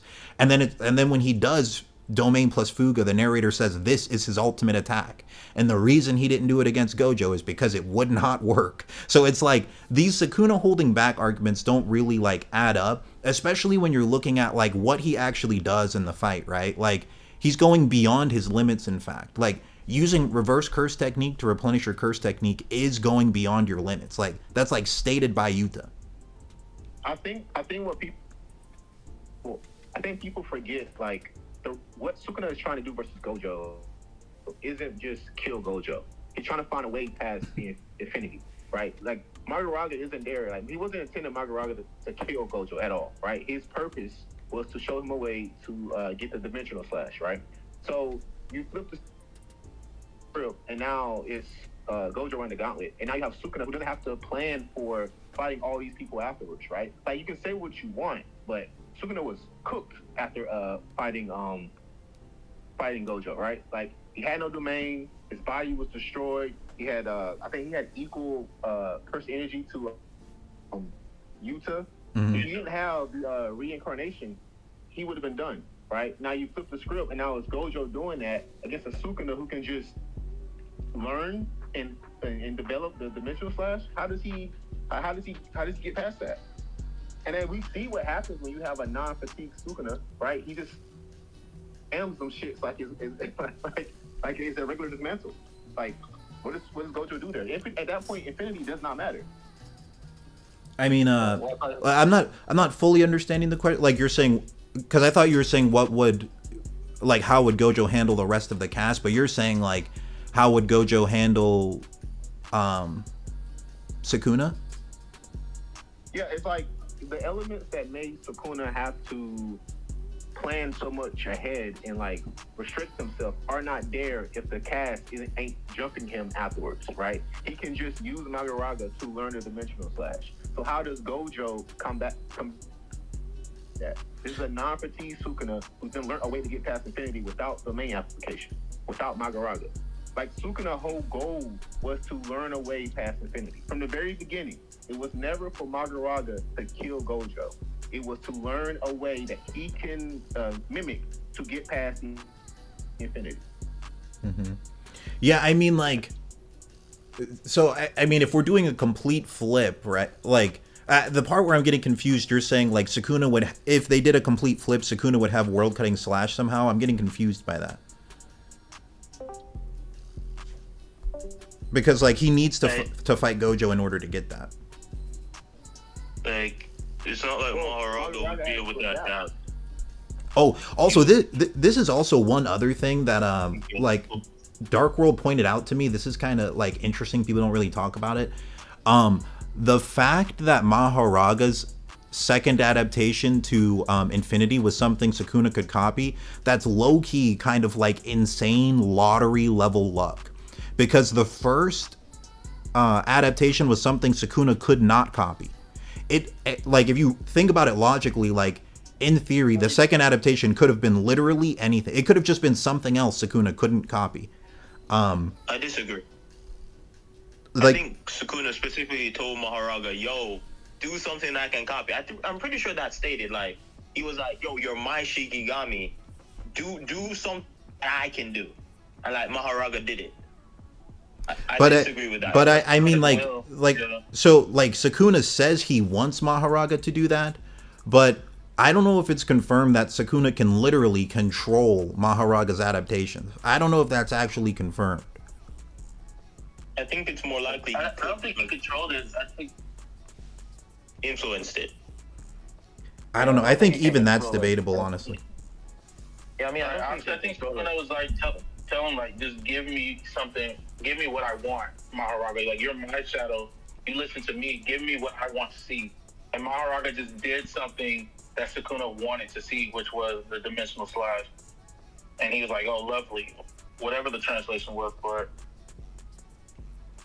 I think it's much more likely that Sukuna can influence the adaptations. Well, the reason why I don't think that's the case is, like, if he could influence the adaptations, then the first adaptation would have been something Sukuna can copy. The first adaptation was not something Sukuna could copy.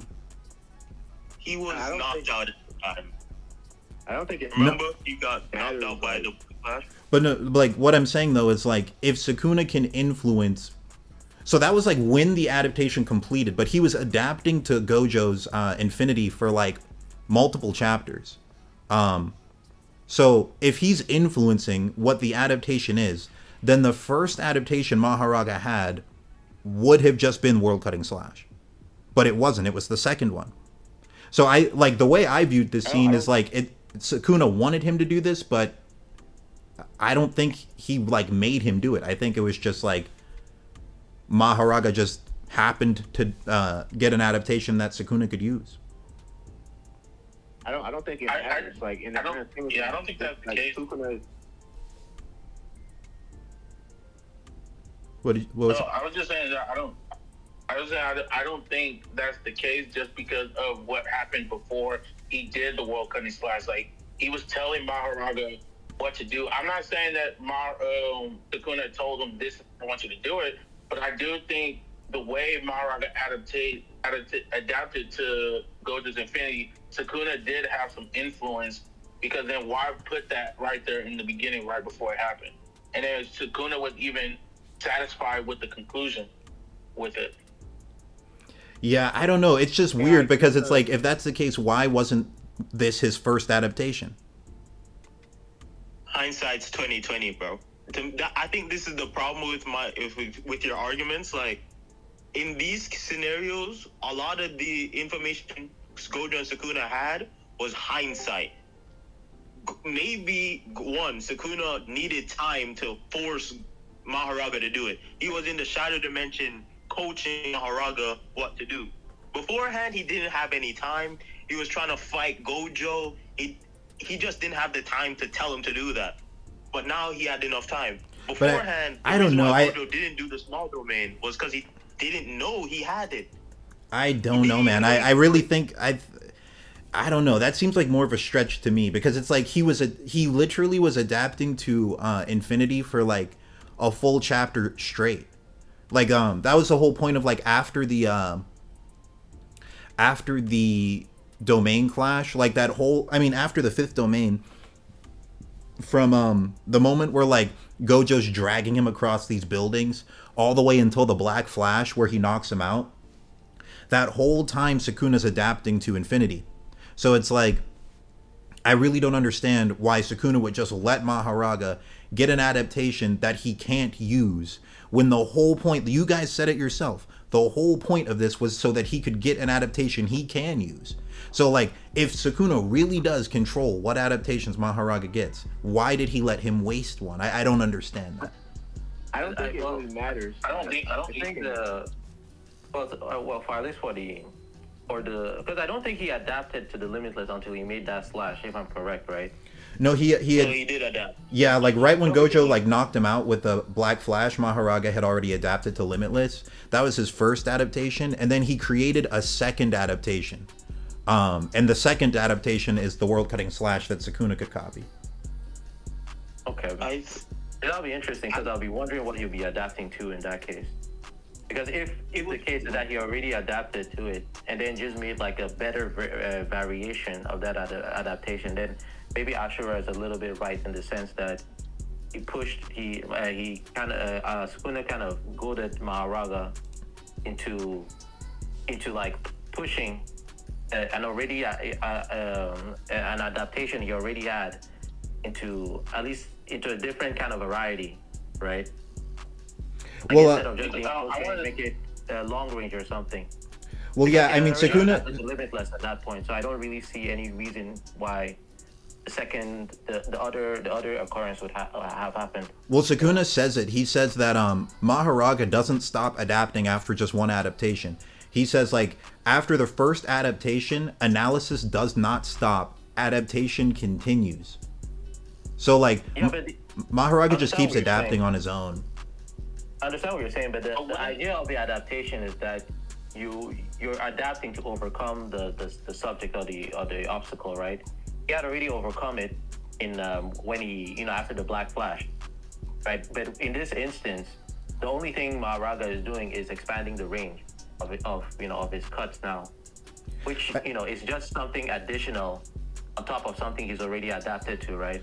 Well, what I'm saying though is like even when you read Sukuna's dialogue, he says, like when he talks about the first adaptation, he says Mahoraga's first adaptation was transmuting its own cursed energy, and that was something he could not do, so he waited until there was a model he could copy. And then he says, the second adaptation proceeded as I hoped. Like, it's not like he says it went the way I made it go, or it went the way I influenced him. It just went the way he hoped it was gonna go. That's why I'm saying, like, the second adaptation literally might have just been luck. Like, it being the exact thing that he could copy himself. That might be luck. Can't you invert that logic, though? Can't you say it's lucky that he didn't get that adaptation the first time? That's also true. Worked it that way the first time. Yeah, that's also true. That's also true. But like I'm just... I'm sorry, what was that? It can go both ways with that. You could say Gojo's lucky he didn't get that version the first time. No, that's also a good point too. That's a good point too. I'm just saying, like, out of the lottery wheel of all possible adaptations, it could have been like the 10th or 15th. The fact that it was just like perfectly the second one is kind of crazy. The fact that Sukuna is kind of banking on that happening kind of like lowers the probability of it being luck, though, right? Because he's kind of like a combat genius, and he's anticipating Mahoraga can refine a model that he can use. Yeah, I guess that's fair. There's also like other interesting arguments you can make, like based on Medulo. Like it says in Medulo, it says that Sukuna tamed Mahoraga in Megami's body. So like maybe like off screen, like right after the darkness bath, Meguna like summoned Mahoraga, beat him up, tamed him again, and like got to understand his adaptations better from that. Like, so maybe there is stuff like that. Maybe he just understands how Mahoraga's adaptations work really well, and it was more a skill thing. Yeah, I think that's probable. It's probably like something like the more he refines his adaptation, like the less unique the way he's adapting is to himself. Like if he refines it really well, then it's something other people can do. Yeah, it might. Yeah, so that's fair. Maybe it's more of a skill than a luck thing. Like maybe he just actually genuinely understands how Mahoraga works really well. And I actually think that's a possible theory too. Like Sukuna legit might have like fought him off screen, and like that might be why he has dismantles. It's because like he hit him with dismantle and he adapted to it. There's a chance for that. That's how I was gonna say. Like, I think Mahoraga's first adaptation was kind of a passive adaptation for himself, and then Sukuna was like, "I want you to adapt the way I want to, so something I can use." And that's what it was. But I do agree with Cynical point as well. Yeah, I think they're all good points. I guess that would kind of be a little bit crazy because the implication would be that like Sukuna is constantly adapting to every attack that he's taken in the past, right? You could probably say, hey, he's infinitely adapting to every sort of phenomenon that could happen with that attack, right? Because that's really what's really happened with the Limitless here. In the sense he's already adapted, and he's adapting even further to something he's adapted to, right? Yeah. And like Mahoraga's adaptations in general are pretty interesting. Like I think another interesting debate I want to do is like the Mahoraga that Sukuna summoned versus the Mahoraga in Medulo, because like Sukuna's Mahoraga might be like a lot stronger than people give it credit for, because like it also adapted to Yorozu, and I don't know if it like kept all of that, but it might have. And then it's adapted to literal infinite AP. Yeah, like it did, yeah. It adapted to infinite pressure. Yeah, but I think it's a describe that he can boost Mahoraga, right? Like in terms of the 10 shadows in terms of power. He can, yeah, he can boost the 10 shadows. So if that includes Mahoraga too, I think like the Mahoraga that Gojo beat is like insanely strong, and it had his world cutting slash is actually better than Sukuna's because it doesn't require chance or anything. He can just throw him. Yeah, and he didn't get a chance to do it a second time. Well, it's just because Gojo just didn't let him get it off. Yeah, just because Gojo was beating him up. But like I really think that Mahoraga beats like almost everyone in the verse. Yo, about the... Okay. Cynical, you want to go first? I can go ahead. Okay. This might take a while, so, like, you sure? Well, yeah, I mean, I think we kind of covered everything that I kind of wanted to talk about. So, yeah, I mean, yeah, whatever you guys wanted to say, we could talk about that, and I'll probably end the stream soon. Okay, real quick then. Do you think that Sukuna, it stated that Miguel can outdo Gojo in like what's it called? Point movement. Point movement, I searched it up. It actually means like it's a term in mechanics is when like spontaneous movement without a set course. AKA I do boxing, right? So I understand what that means. It's like the difference between a kickboxer versus a capoeira fight. Like more flowy, more those type of techniques, right? And it specifically stated that like Miguel beats Gojo in that due to his physicality.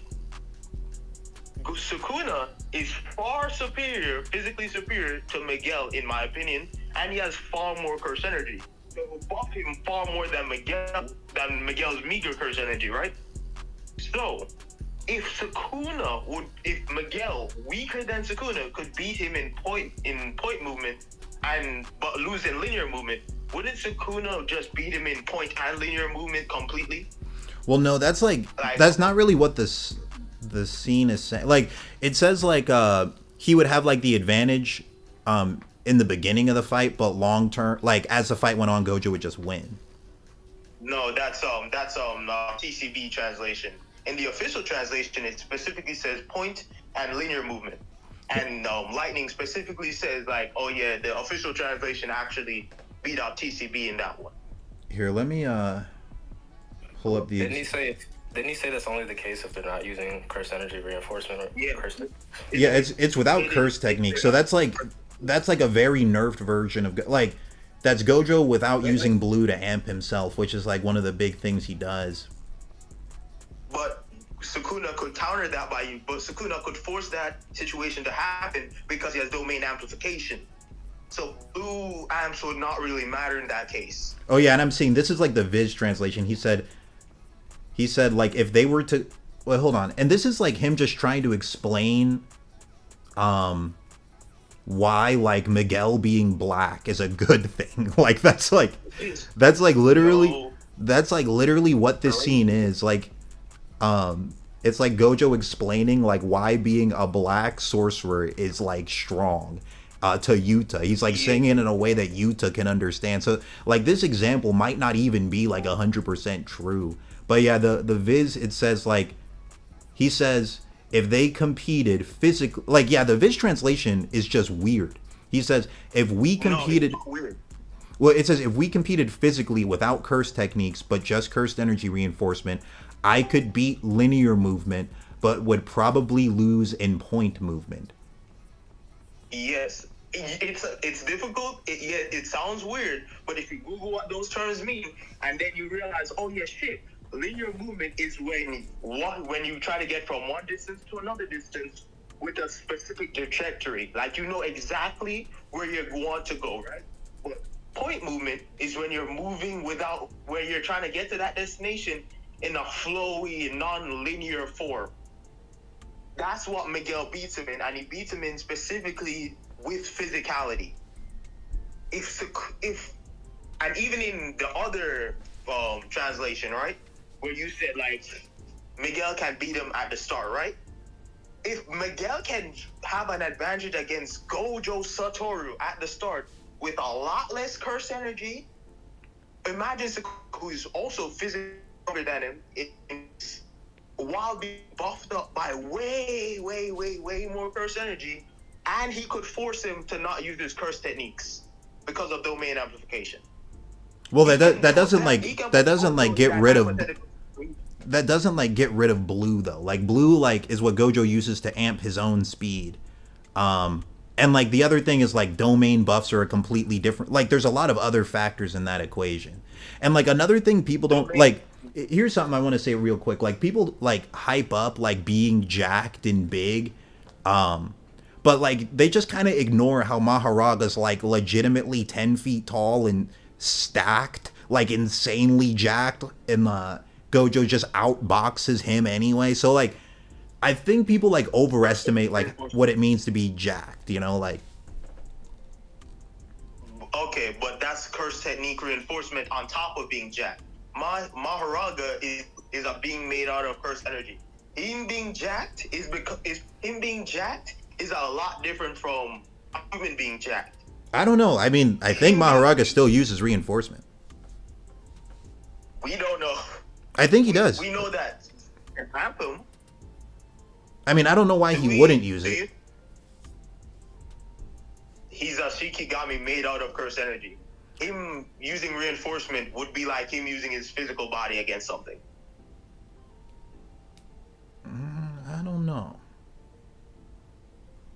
Like, I'm pretty sure, because like I think even the curse spirit, like the disaster curses, I think use reinforcement,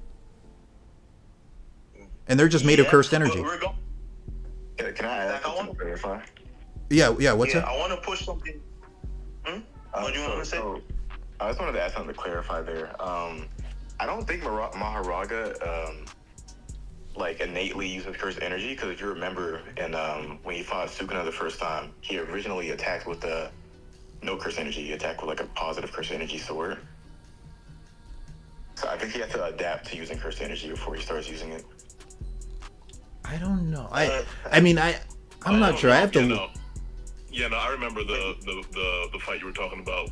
Basically, Mahoraga stopped using positive energy when he realized that Sukuna wasn't a curse, and he like no will, no nothing. He just used a curse and curse reinforcement. Man, from what Sukuna said. But yeah, Immortal Ra made a good point. It's like we do see like Mahoraga's manipulating his cursed energy though. Like that's how he got through Infinity the first time. He transmuted his own cursed energy into something else. So like I think like cursed energy reinforcement is like just cursed energy manipulation. I think they're all like the same.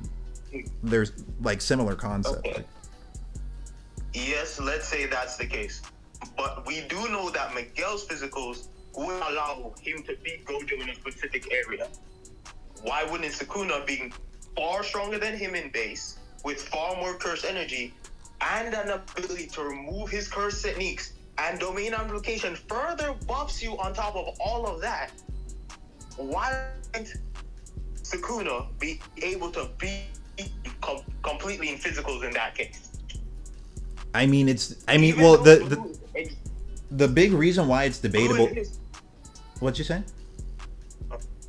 I'm saying blue exists, but like domain amplification buffs him, and we got their relative in hand to hand. Yes, Gojo is nerfed, but they are relative in hand to hand, while Sukuna's in domain amplification.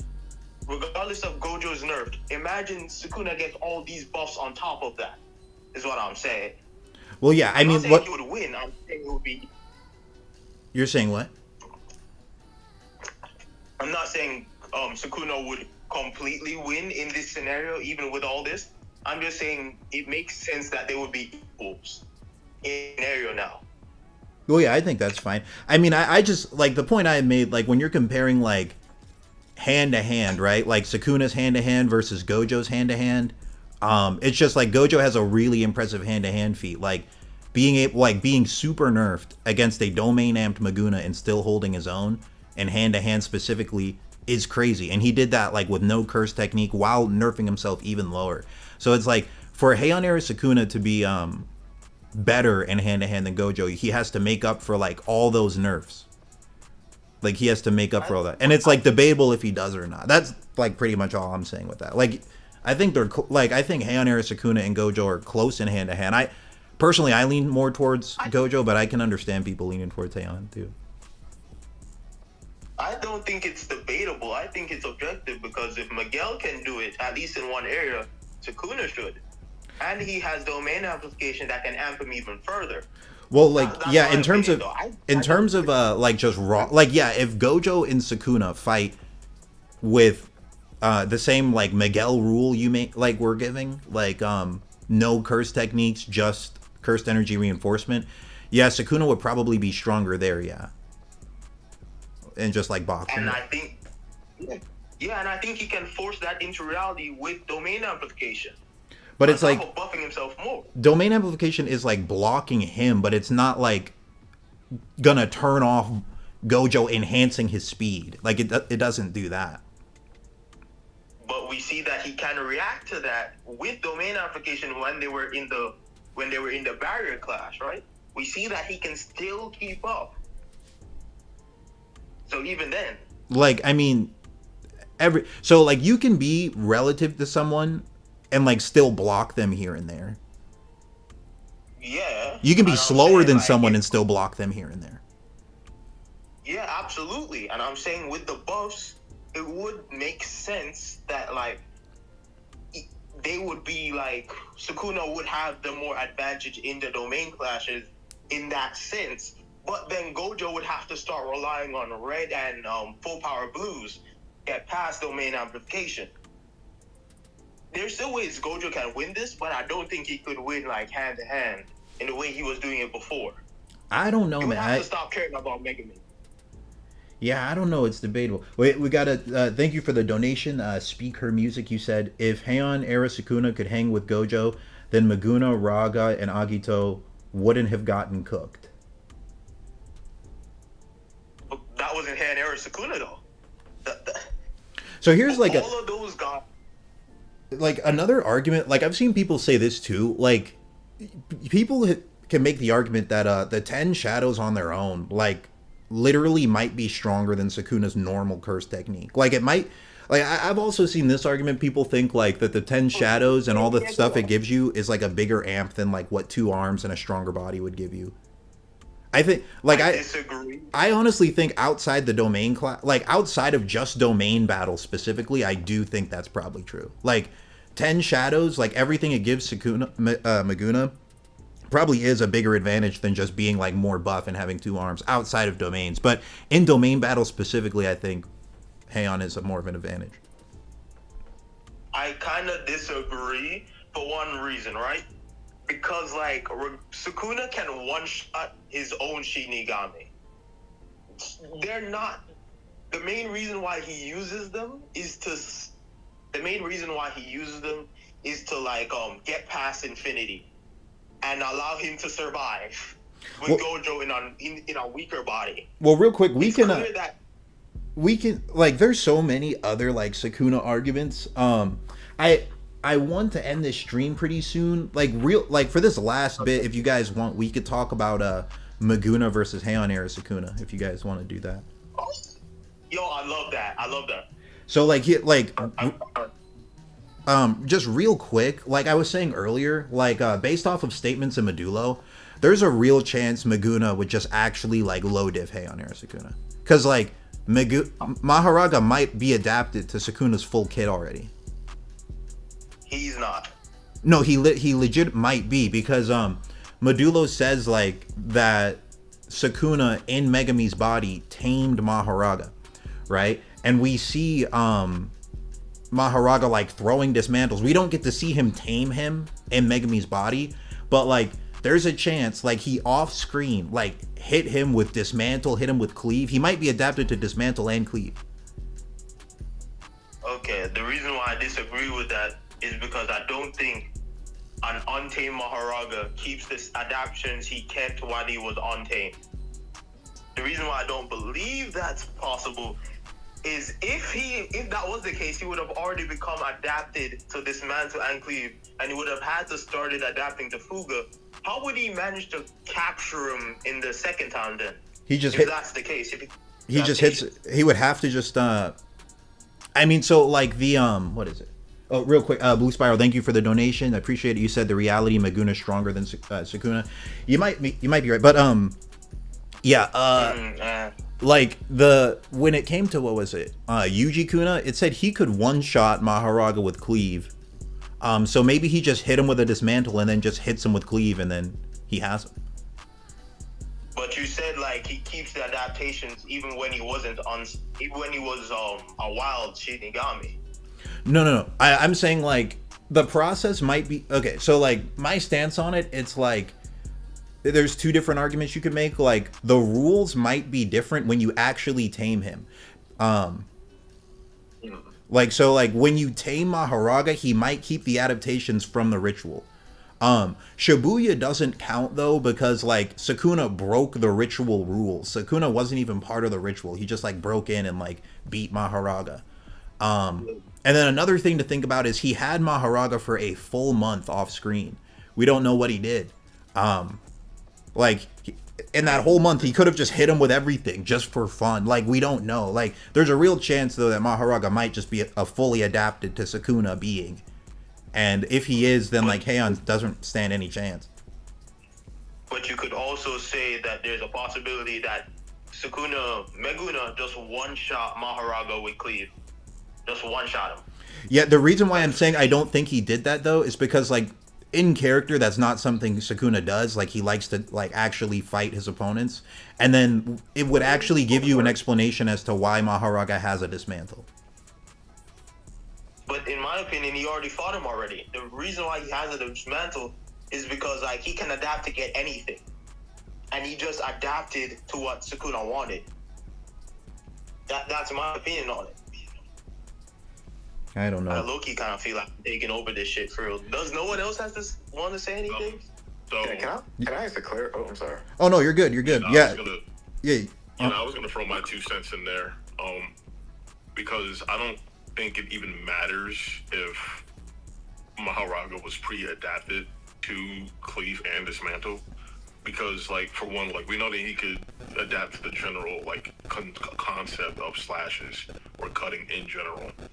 So like, who's to say like as the fight goes on, like Maguna just doesn't just attack Hayanera Sukuna, but he also accelerates the adaptation process by attacking himself with his own cleaves and dismantles, because he could just easily just do that to himself.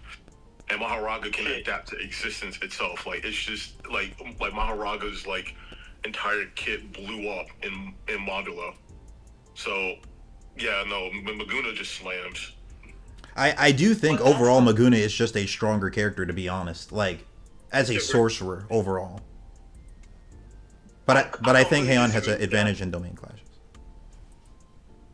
Like Hayanera Sukuna is just so much physically superior to like Maguna in every single way. I mean, so which Hayanera Sukuna are you talking about? Like, are you talking about like OG, or are you saying like if Maguna just flipped into Heian form? Both, either one. So okay, like there's a lot of arguments that's not the case, man. Like arguments people really don't like, but I might have to mention some. You can say them. Well, yeah. We've already argued those ones, but let's ignore Hayanera Sukuna, and let's just say he flipped into his Hayanera form, just to like get over those arguments that I personally think don't really make sense. Just to get over those ones, if he flipped into Hayanera form, I genuinely believe Hayanera Sukuna outstats Mahoraga, outstats Agito. Mahoraga, if Sukuna does not force Mahoraga to adapt by attacking himself, which is an easy win condition now that I think about it. If that doesn't happen, if we take away Maguna's IQ, and Hayanera had to fight all three of them, I think he does them worse than Gojo did. He beats the brakes off of them. Well, honestly, real quick, I wanted to let Rolling say something. Like, Rolling, you wanted to say something? Yeah, I had a...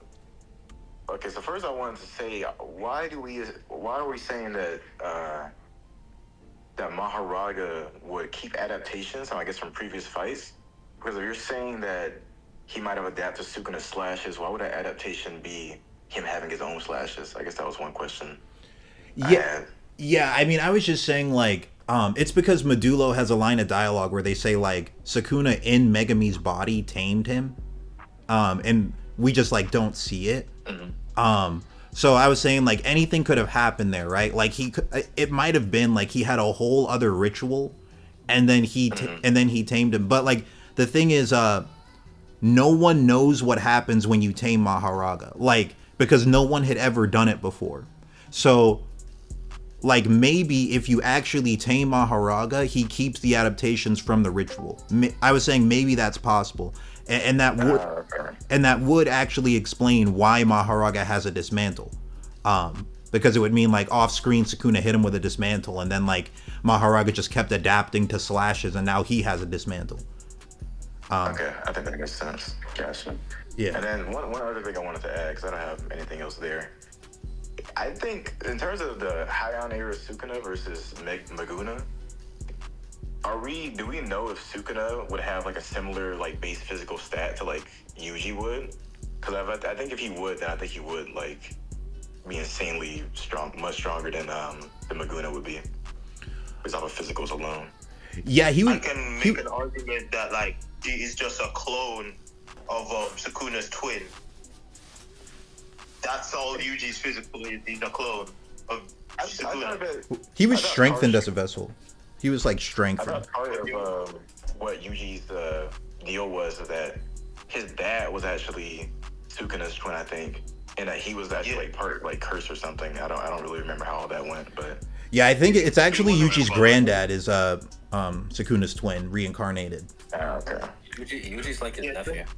Yeah. Yeah, so again, so Yuji is like multiple degrees away from the twin that has Gojo, that had Sukuna's physicals.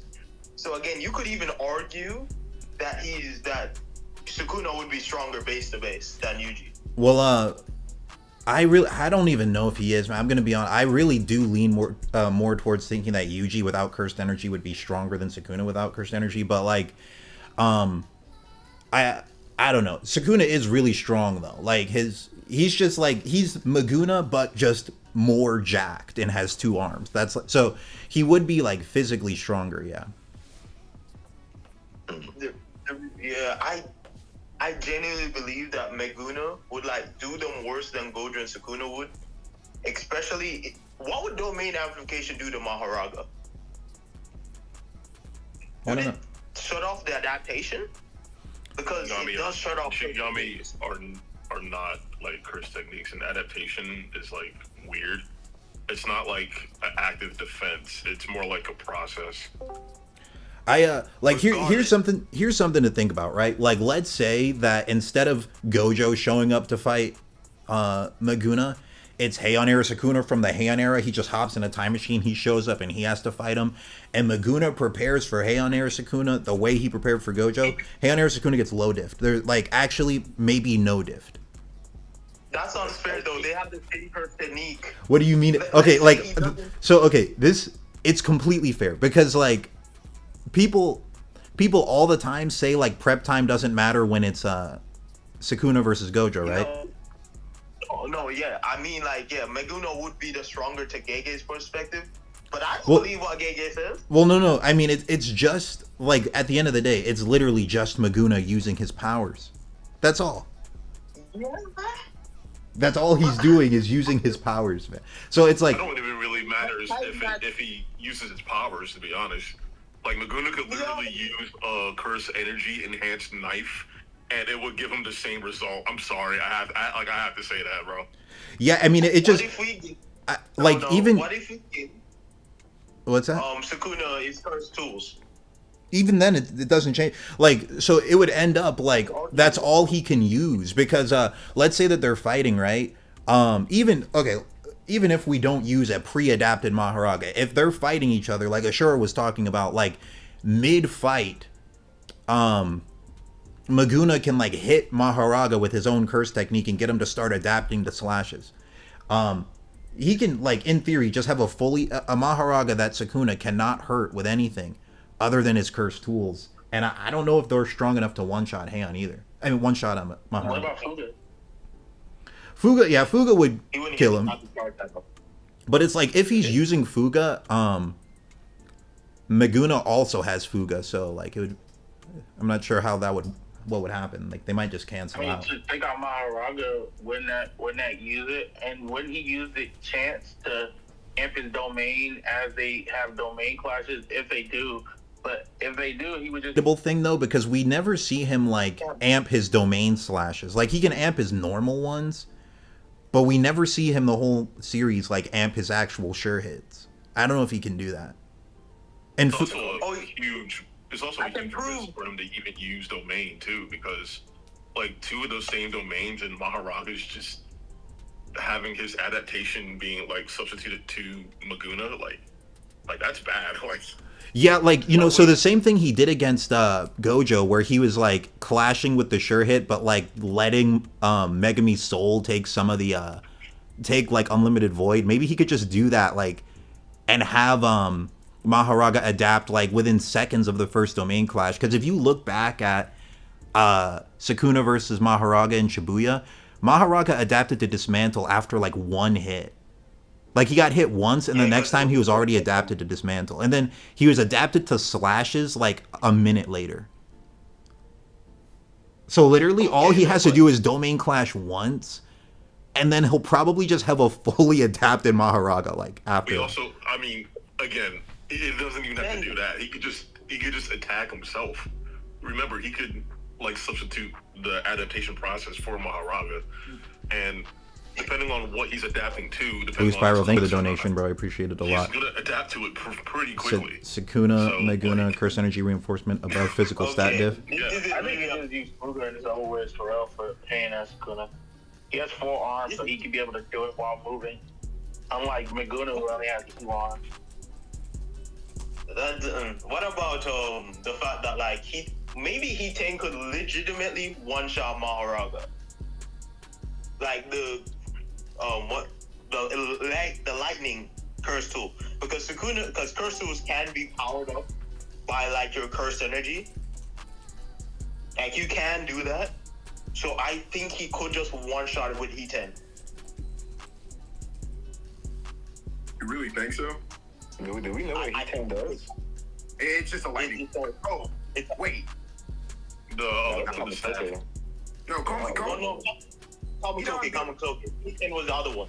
Yeah, we don't know what the other curse tool does. I've seen people say it's either wind or water, like something that just helps the lightning one be stronger. But like the other problem is like if he hits Mahoraga with one of the curse tools and it doesn't kill Mahoraga, then he'll just adapt to that too. Like you really have a real chance of Heian Air Sukuna being unable to damage him. Yeah, but I think like Heian Air Sukuna might just ignore Mahoraga and go for like the weak ass Meguna and just I low-key kind of think Heian Air Sukuna could bend Meguna in half. Like, I don't know about all that. I mean, he'll be physically stronger, yeah, but it's like, he's still Sukuna, you know? Like, he's not just gonna get, like, low diff. Like, what do you think about hand-to-hand, though? In terms of, like, the hand-to-hand, like, do you think Heian Air's gonna win that? I'm not gonna lie, I don't think having forearms is that big of an advantage. What? I genuinely don't think so. It's about the fact that Missouri's above Gojo with just physicals. Oh, also another thing to think about is like Meguna doesn't just have Mahoraga; he has all the 10 shadows, right? So it's like Sukuna would be boxing all of that, like. So you can make an argument that like even if Heian Air Sukuna has like a slight physical advantage, honestly, does it make up for all the 10 shadows, like the fused Akito 10 shadow beast that can heal Sukuna and like all this other stuff? Does it really make up for all? I don't know if it does, man. I don't know. All of which that the adaptation wheel can go on to, by the way. He can put the adaptation wheel on any of the 10 shadows. Look, I agree. Oh, no, you can go. All right, let's look at Heian Air's, the difference between Heian Air Sukuna, and Miguel. Miguel can beat Sukuna, beat Gojo in initial strength, right? If we go at the official translation, in like red muscle fibers, like when it comes to fast switch shit, like Miguel is superior. Miguel has less curse energy than Sukuna. Having more curse energy buffs your defense. So Sukuna would have more curse energy. Sukuna has way better refinement. Sukuna would have a lot more refinement. Sukuna has the perfect body. So Sukuna would be much more physically capable than Miguel. So 3 scenarios where like Meguna is far stronger than Miguel that already surpasses Gojo in one category at least. Where Gojo says, oh yeah, he would completely win. And he doesn't even say that. He doesn't even say he would completely win. Like, I have the panel on screen. He said he would probably lose in point movement. Probably. Probably. And that's like a nerfed Gojo, like him not using his curse technique. And then we add domain amplification on top of it. That also gets rid of the curse techniques and then buffs Sukuna on top of that. There's 4 amps that Sukuna has over like Miguel that's already above or equal to Gojo in a stat category when he's completely fodder in all the other ones. On top of the fact that he has 4 arms. Wait, are you doing all of this to gas up like him being big and jacked? Yes.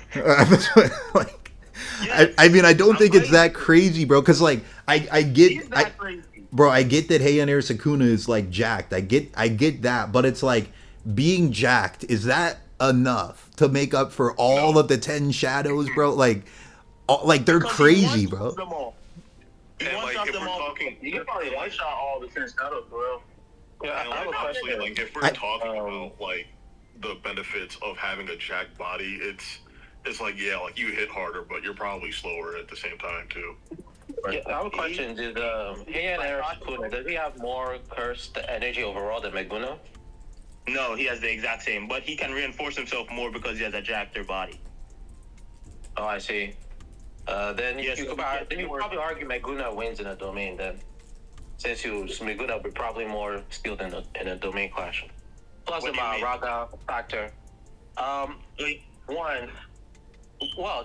Overall, because Meguna has more experience as a sorcerer, right? From since he's lived longer, and at the same time he's gonna have a Mahoraga and all these other 10 shadows backing him up.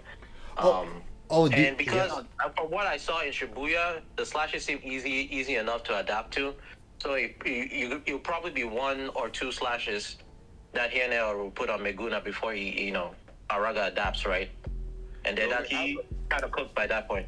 And bro, if we're using the Heian era Sukuna from actual Heian era, like he doesn't have that much of a chance, because like he legit might not even have domain amplification. There's real good arguments for him not having it.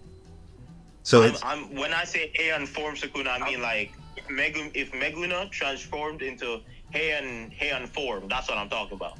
And real quick, Ty, thank you for the donation. He said, I don't know why this dude is going on about physical bodies. Meguna will fry Miguel in hand-to-hand easy, and Gojo bodies Meguna.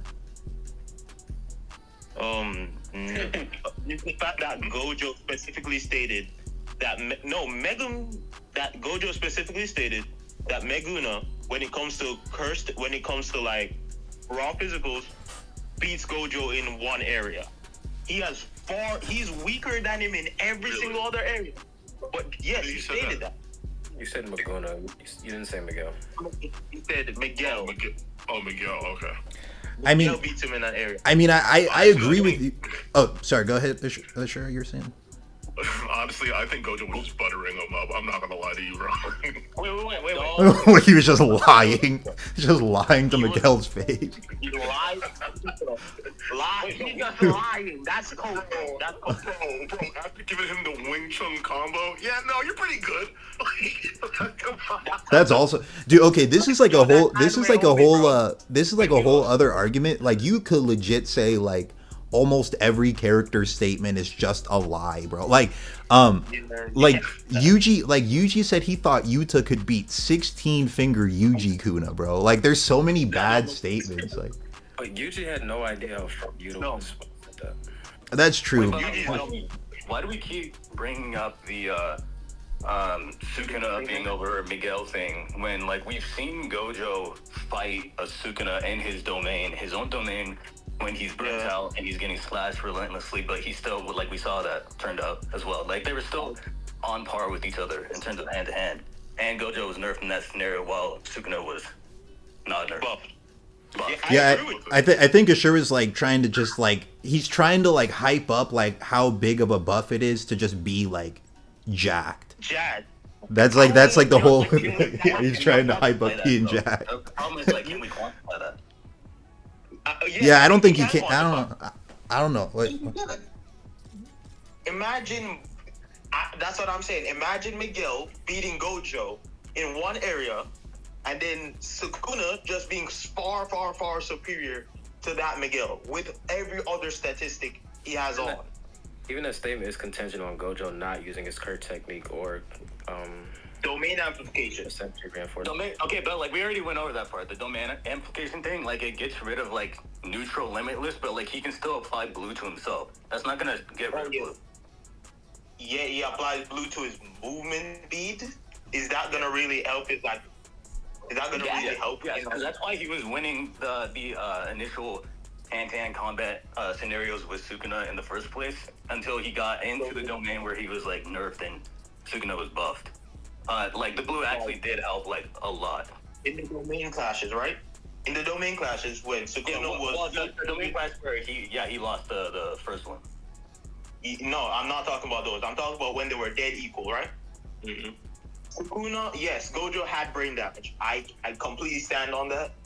Gojo had the brain damage, and then Sukuna was fighting equally with Gojo when he was having brain damage, but with domain amplification. Meaning, the blue movement wasn't that big of a deal, because like they were. Blue is definitely a big deal, bro. Blue's a big deal. Yeah, it wasn't a big deal because like Sukuna would survive. All right, bro. Yeah, he was kind of getting I'll ragdolled. be right. You know, like I reread this fight almost every time. Like we have these discussions, and I reread it like some other times too because I really like it. But like, blue was a big factor of why Gojo was giving him the hands, and Kusakabe even mentioned that. Yeah, it was. And Kusakabe even mentioned that he's like he's like the strongest striker with like blue, in like enhancing his fist. Like it's kind of crazy. He might Gojo might actually be able to one shot Hikari and Yuta with a blue punch. He said they said that it makes them throw up if he punches them like one time. But mind you, this is and like I don't mean to interrupt you again, but like just like real quick, like mind you, this is a Yuta who is commented by Yuji to have so much curse energy that he amps himself to like physicals equal to him. And that's kind of impressive.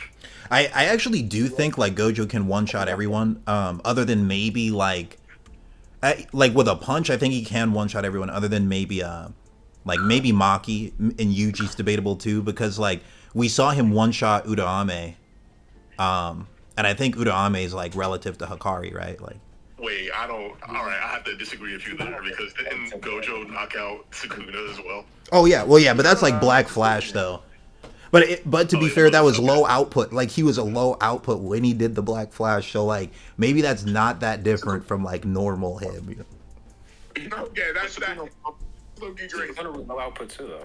Yeah, Sukuna's also low output. I just don't think like any of the other like heavy hitters can tank that. Like the heavy hitters are not. Hikari, if Hikari got hit by a Gojo red plus blue and Black Flash, like a Loki, he's actually he'd probably blow up. Yeah. Oh yeah, they're all like dying from that.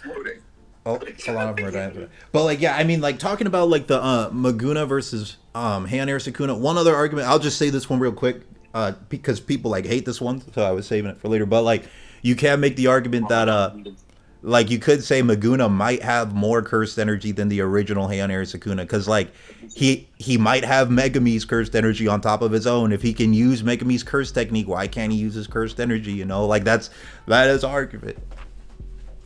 The same reason why Yuji couldn't use energy when he was in his body. He just unless the person's soul disappears inside your body, and then you can get their cursed energy. I don't know. I mean, no, but he uses Megami's technique though.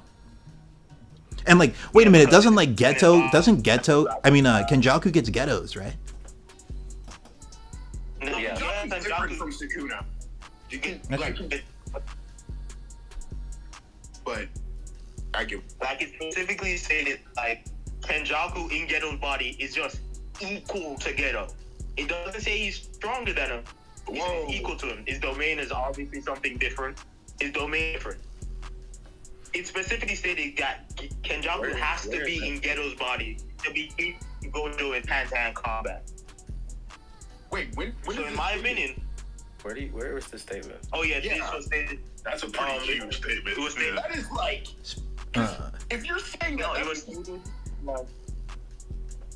Yeah. Speaker Music, thank you for the donation. You said he would either have to concede blue was a big factor or Gojo is just that much better in hand-to-hand to stay relative with all those nerfs. True. Honestly, very, very good point. Like, I don't.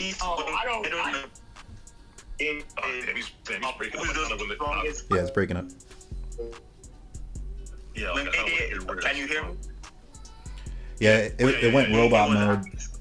What's the strongest between Gojo, Maki and Toji, and Kenjaku in hand-to-hand combat? He says Gojo and Kenjaku are equal. He specifically abbreviated in Geto, but clearly he doesn't have the same alignments, and he clearly doesn't have the limitless curse technique. Well, it was just talking about like hand-to-hand. Like I think it was just saying like Geto is like on par with Gojo in hand-to-hand, like just raw hand-to-hand. All right, yeah, no, that's still pretty nuts though. Yeah. Yeah, in hand-to-hand. So you're telling me that Kenjaku in over thousands of years is only equal to Geto in hand-to-hand skill, and he needs to be in Geto. That's what you're telling me. Geto is just that guy. Geto did it 2v1 against Rika though. Rika and Yuta by himself, and he was laughing the whole time. So Geto was just that guy. I had no sorcery for like 2 weeks, so. That was Baby Yuta, yeah. Yeah. But- Rika's the same though. Rika's stronger. That But- version of Rika's stronger than this version though. What do you guys just real quick? What do you guys think about the idea of Maguna having more cursed energy than the original Heian era Sukuna though? Like, because he would have Megami's on top. What do you think?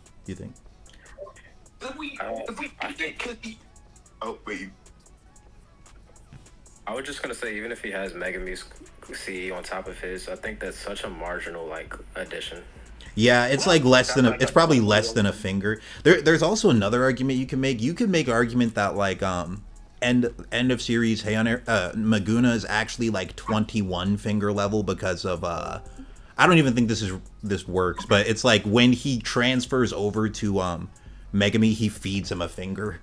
So it's like you could say maybe he's 21 instead. Was that even wait? No. But I don't think that works like that. That's stretching. That one Yeah. is just all 6 fingers from Yuji. One. Yeah, I think that is more what it's supposed to be. It's just him like transferring everything he is over. But I think that's funny if you think that's like something that can happen, because couldn't he just farm fingers and get to like 30 finger level if that was Just like keeps regrowing fingers and just doing that. yeah, finger stacking, like okay.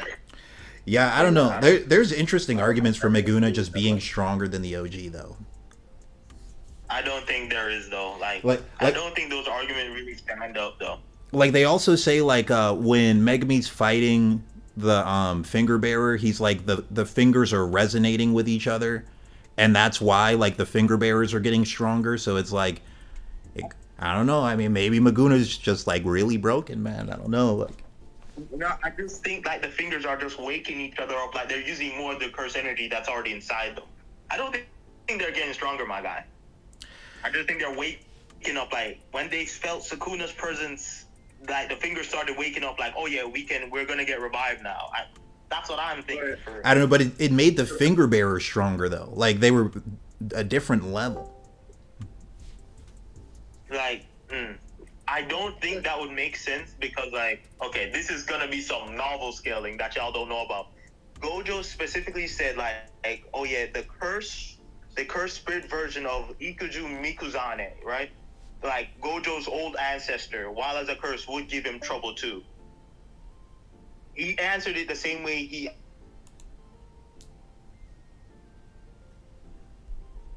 answered about Sukuna, right?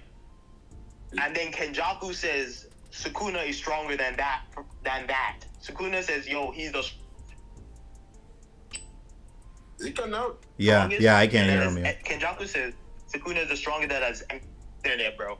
It's I promise I'm not rage baiting. But like, y'all hear me? You broke up quite a bit. Damn, bro. The audience probably hates my bro. Yeah, some key moments there was like cut out. Yeah, I don't. Okay. Wait, I have a question. And y'all are coming to me too. I have a question on the Heian era, Heian Sukuna versus Maguna. Are we taking Mahoraga? Like, which Mahoraga scale are we? Like normal JJK Mahoraga or modulo? Because those are 2 different Mahoraga. Just normal. I mean, like what? Like, do you think? Like, why would they be different? Like, what do you mean? In what way? Not literal, but the scale which Mahoraga adapts compared to in JJK to modulo. Like modulo, he adapts. He starts to adapt to Dabra's existence like 11 minutes into the fight or whatever. Compared to like JJK, how long do you Sukuna and Gojo were fighting? Yeah, they fought for a while, but I think like why it took Mahoraga a long time to adapt to Gojo's stuff is because his attacks are like complex. Like he seems to adapt to like simple attacks faster. That is true. Not only are they complex, but also Sukuna's toggling it with domain amplification, which pauses the adaptation for periods of time. That's Bro, also not true. gonna Yeah. lie, I just remember Alvaro was edge his like content. It was actually insane. So You're lagging too. Yeah, I couldn't hear lagging. him there. oh, hold on. I'm gonna go upstairs because I'm. Nah, but I don't know. I think Maguna versus Heian Sukuna is interesting. Like I've talked to some of my friends about it, and like different arguments I've heard from them is like, you know, Yorozu was in love with Sukuna's power, and when Yorozu saw 16-finger Maguna, she didn't say, "Oh man, you're weaker." She didn't say anything. She was just like, "Oh, let's box." I don't know. Stuff like that's interesting. I think.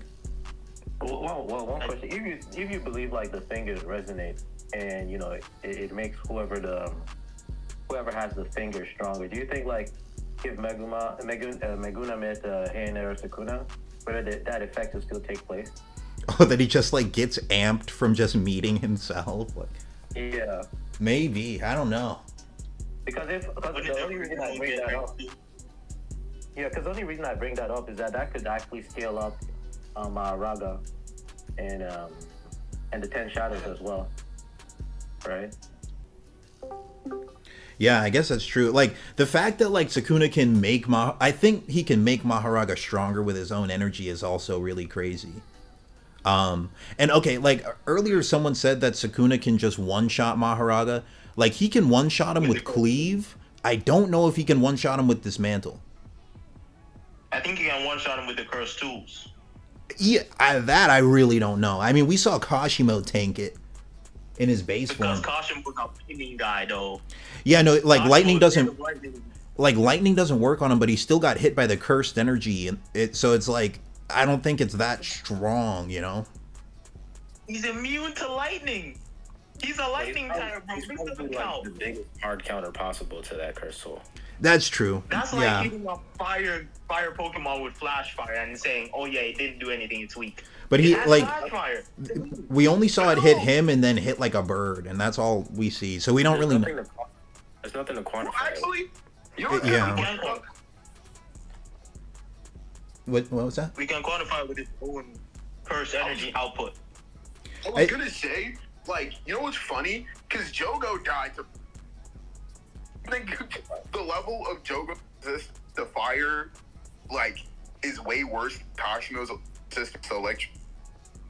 Or do you think Fuga is that crazy? Well, not in Mythical Beast Amber, I don't think so. Like, he is electricity itself. Well, no, he wasn't in Mythical Beast Amber when he took the lightning. Was he not? No, it's because his cursed technique. His cursed energy is literally lightning.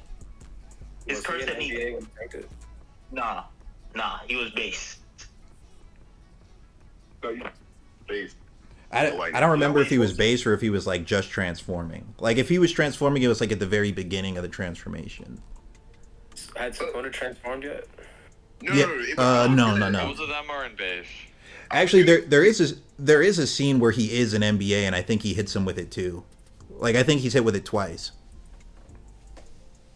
When he gets hit in the NBA, he doesn't take any damage, but Sukuna uses it as like a distraction so he can get behind him.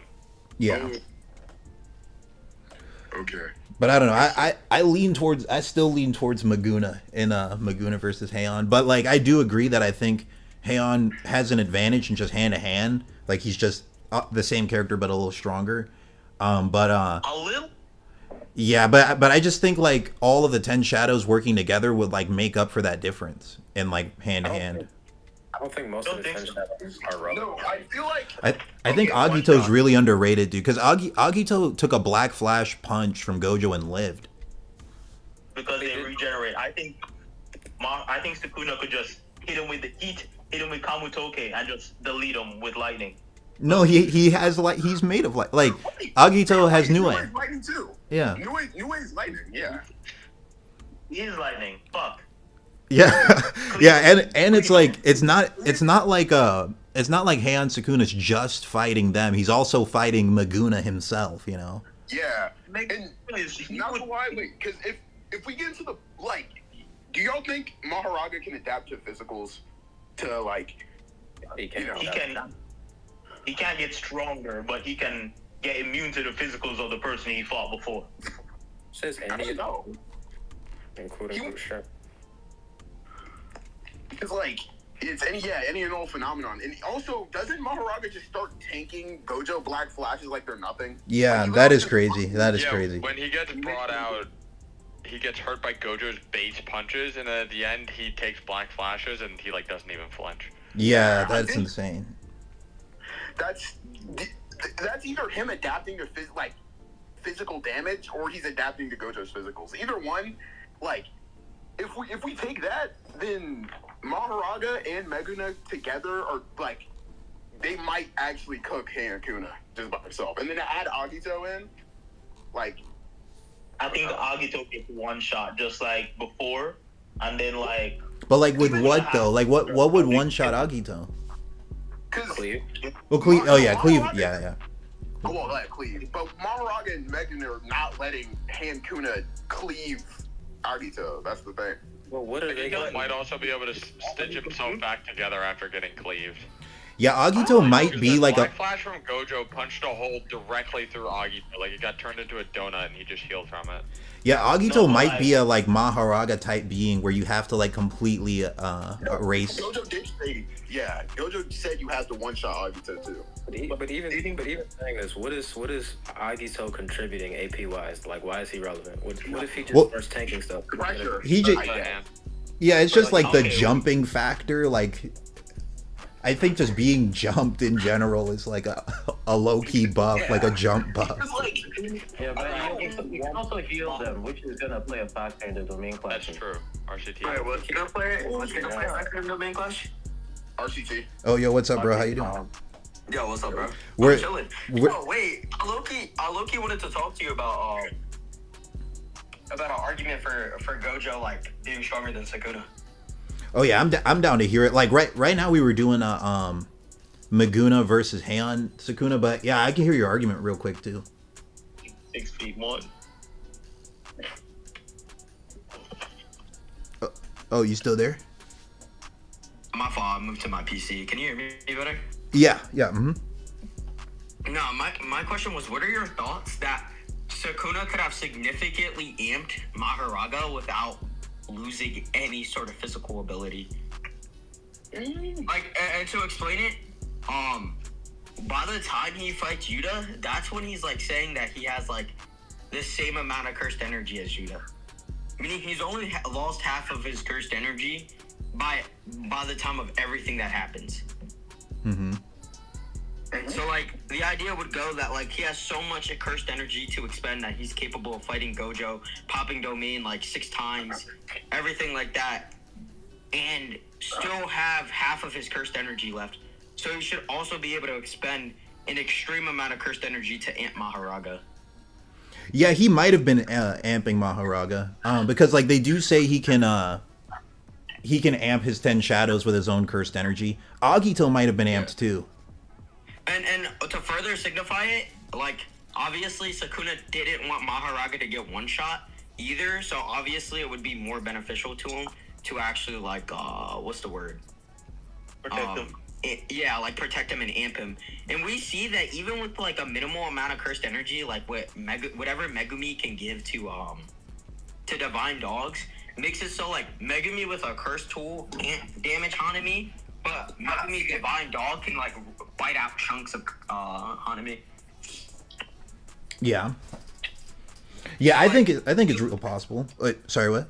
So like definitely like the difference in strength is like a major amount, and then I would say like it doesn't like decrease Sukuna, and then Sukuna just has an extremely amped Mahoraga on his side, so it's way stronger than like the one in Shibuya, and I mean by like more than most people believe.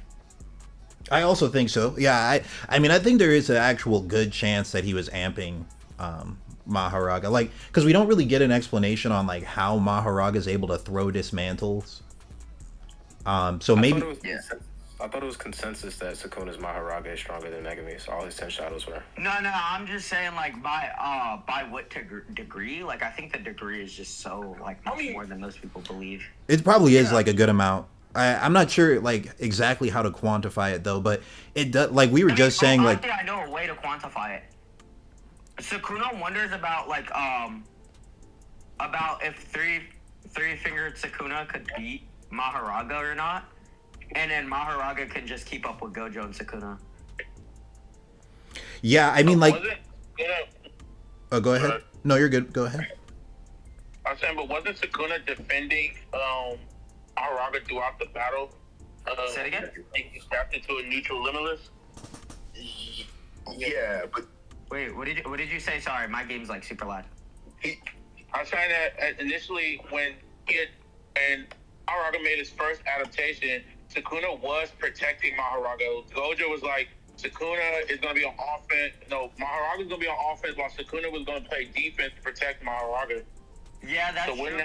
By the time of the fight where they're actually like scrapping, Gojo can just hit a Black Flash, which is 2.5 times stronger than his normal capacity, and like Mahoraga just tanks that. It's squared, by the way, but No, it's not squared. It's not squared. Literally at the end of that chapter, Gege explains that it's not squared. Yeah, and the data books say it's like exactly 2.5. The data book says exactly 2.5.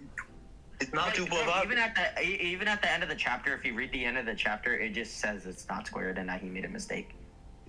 We keep being over this, but you never showed me that. Oh, I've shown you. No, like we put the panel in. I just don't think you saw it, but I can get the panel if you want. Oh, What's up? Who said that? I heard. Yuji hits his first Black Flash. I'll go get it. I'll wait for him. Was someone said Lilo? Yeah, me. About Mahoraga throwing that dismantle, I put it in the like VC chat, but the slash, it was like, it wasn't a Sukuna slash. It was like a world cutting one, and the reason it looked like a Sukuna slash is because it erased like everything in the path of the blade for like an indefinite distance. We don't know how much the distance was, but you can see it cleaved the building behind Gojo too. It was like, it wasn't a Sukuna dismantle. It was just a slash that erased everything like in front of it. Yeah, no, that Mahoraga's crazy. Yeah, because he has just a better world cutting slash than Sukuna does. He can just fire it with no chance. Chapter 48, by the way, if you're wondering, it's chapter 48, I believe. But Chapter 48. On which page? No, 48. It's the end page. It's the end synopsis of the chapter. But but yeah, I mean, like we spoke about Gojo versus Sukuna for a while, and then we switched over to Meguna versus Heian Sukuna. Yo, Meguna slams. Yeah, I was also saying I think Meguna wins, and like I was telling him some of the arguments you told me, like when the one you had mentioned about like maybe he has Megumi's cursed energy because he has his cursed technique. Like that's an interesting one, but like I think like the main thing is just like even if you ignore the fact that he could adapt to Heian's entire kit, I think like Sukuna plus the 10 shadows working together is going to be a bigger advantage than just two hands and a stronger body. No, like I'm not even gonna lie to you too. There's a chance that like Megumi's cursed energy reserves are like crazy amounts. No. I'll explain. Megumi during the events of Shibuya fights with Yuji, right? Can keep up with that Yuji, alright? And then we go on to see that same Megumi being able to open up domain against Dagon, which Dagon has like a crazy domain, mind you. Like his domain's so good that, what is it called? Damn. That he's able to select targets, which like Sukuna glazes, right? Yet Megumi can rip a hole in that domain with an imperfect domain without like instantly losing, which is crazy. And then after that, he fights and gets stabbed by Toji using Rapid Escape, New Way, and multiple other things, right? And then he can still go on to be able to dodge a semi-grade 1 sorcerer. Like, that's how much cursed energy he has. How does it correlate to his cursed energy reserves, though? Like because obviously things like domain and spamming Shikigami take a lot of cursed energy, especially domain. And domain clashes. Especially for somebody... But with him being stabbed by Toji and stuff, like, what does that have to do with his cursed energy? Who doesn't or can't. Because he's defending his body with cursed energy more. Wait, I have an answer to that. We see that Naoya, after taking like a certain amount of damage, can't even summon curse. Like he can't use cursed energy. So damage does affect how much cursed energy you can use. I don't know if it affects like how much you can use or if it's the manipulation. I don't remember what Naoya said. Like, did he say he didn't have enough or he just couldn't manipulate it? He can't control it. Yeah, he can control it. But I guess, I mean, either way, it's still impressive if he couldn't, if he could control his cursed energy to this, to the level of normally, it's still impressive what he was doing. He wouldn't let Haruka get close even while bleeding out. I mean, so the most you can actually, if you wanted to, you can just scale Megumi ridiculously high. I don't actually think this is right, but you could say this Toji chose to fight him instead of Jogo. You could say he's has Jogo level. I don't think that's actually the case, but wait, let me explain this argument to you, Lilos. Do you think that Yuta was significantly stronger or faster than Yuji during their fight? I would say yes. Just raw stats. I actually do say yes. I think he was holding back because he was trying to kill Yuji in a way where he could revive him. He couldn't just chop his head off or. Yeah, but obviously then that means that he wasn't strong enough to do what Rika did, right? In his base. In his base, he's not capable of doing what Rika did, where Rika can just hold him down. Yuta isn't capable of the same thing. I mean, I kinda, I'm 50-50 on that because I actually do think Yuta's physically stronger than Rika by the time the culling games are actually happening. So maybe Rika has more lifting strength, but I would say that Yuta's physically stronger in attacks. Why do you think Rika's physically weaker than Yuta? Just scaling off of the scene when they're both fighting Ryu, Ryu one punches Rika, and the dialogue says even if she was full strength, fully manifested, that would have one shot her. And then we see Yuta immediately after next panel, it's just boxing, trading hands back and forth. Yeah, but that specific Yuta, I still think is getting amped by he got full refreshed and the other people didn't. In terms of cursed energy, if you remember earlier in the fight though, every single time Yuta gets hit by an attack from Ryu, he loses fingers and shit. To the granite blast, yeah, but he was still punched away I don't know. But that punch that he does makes him lose fingers. Rika palms a granite blast and it doesn't lose her fingers. Yeah, but not every granite blast is equal though, because he can charge them up and stuff. Yeah, I mean, you can say that, but I would say it would be crazy to say that it's the difference of taking fingers off to not taking fingers off, while the other person's stronger. I definitely think they're just Rika's definitely just physically stronger, whereas Yuta's just better at fighting in of itself. I could see Rika having more lifting strength. I don't know. I lean towards. Point being, I just don't think that the difference between that Yuji and that Yuta are very far off, especially considering later on we see Yuji fight with Maki and keep up with her too. Also, it just seems he should be near that tier in physical stats. Also, it's I mean, yeah, I can see arguments for maybe Rika being I don't know. It's hard for me to put Rika above Yuta, honestly. It's hard for me to do. But just specifically with Yuta's feats of then going on to be able to fight on the same level as a Maki or nearing it, it kind of just does seem that there's not too huge of a gap between them in physicals. And then my argument from there would just be they don't think that Yuta and Yuji should go together because Yuji's gonna hold back Yuta? What's his name? Yuta, but they don't feel the same about Yuji and Megumi. Yeah, Yuji, yeah, at that point, so Yuji is, I think, still stronger than Megumi, at the start of the culling games, but he's not gonna low diff Megumi.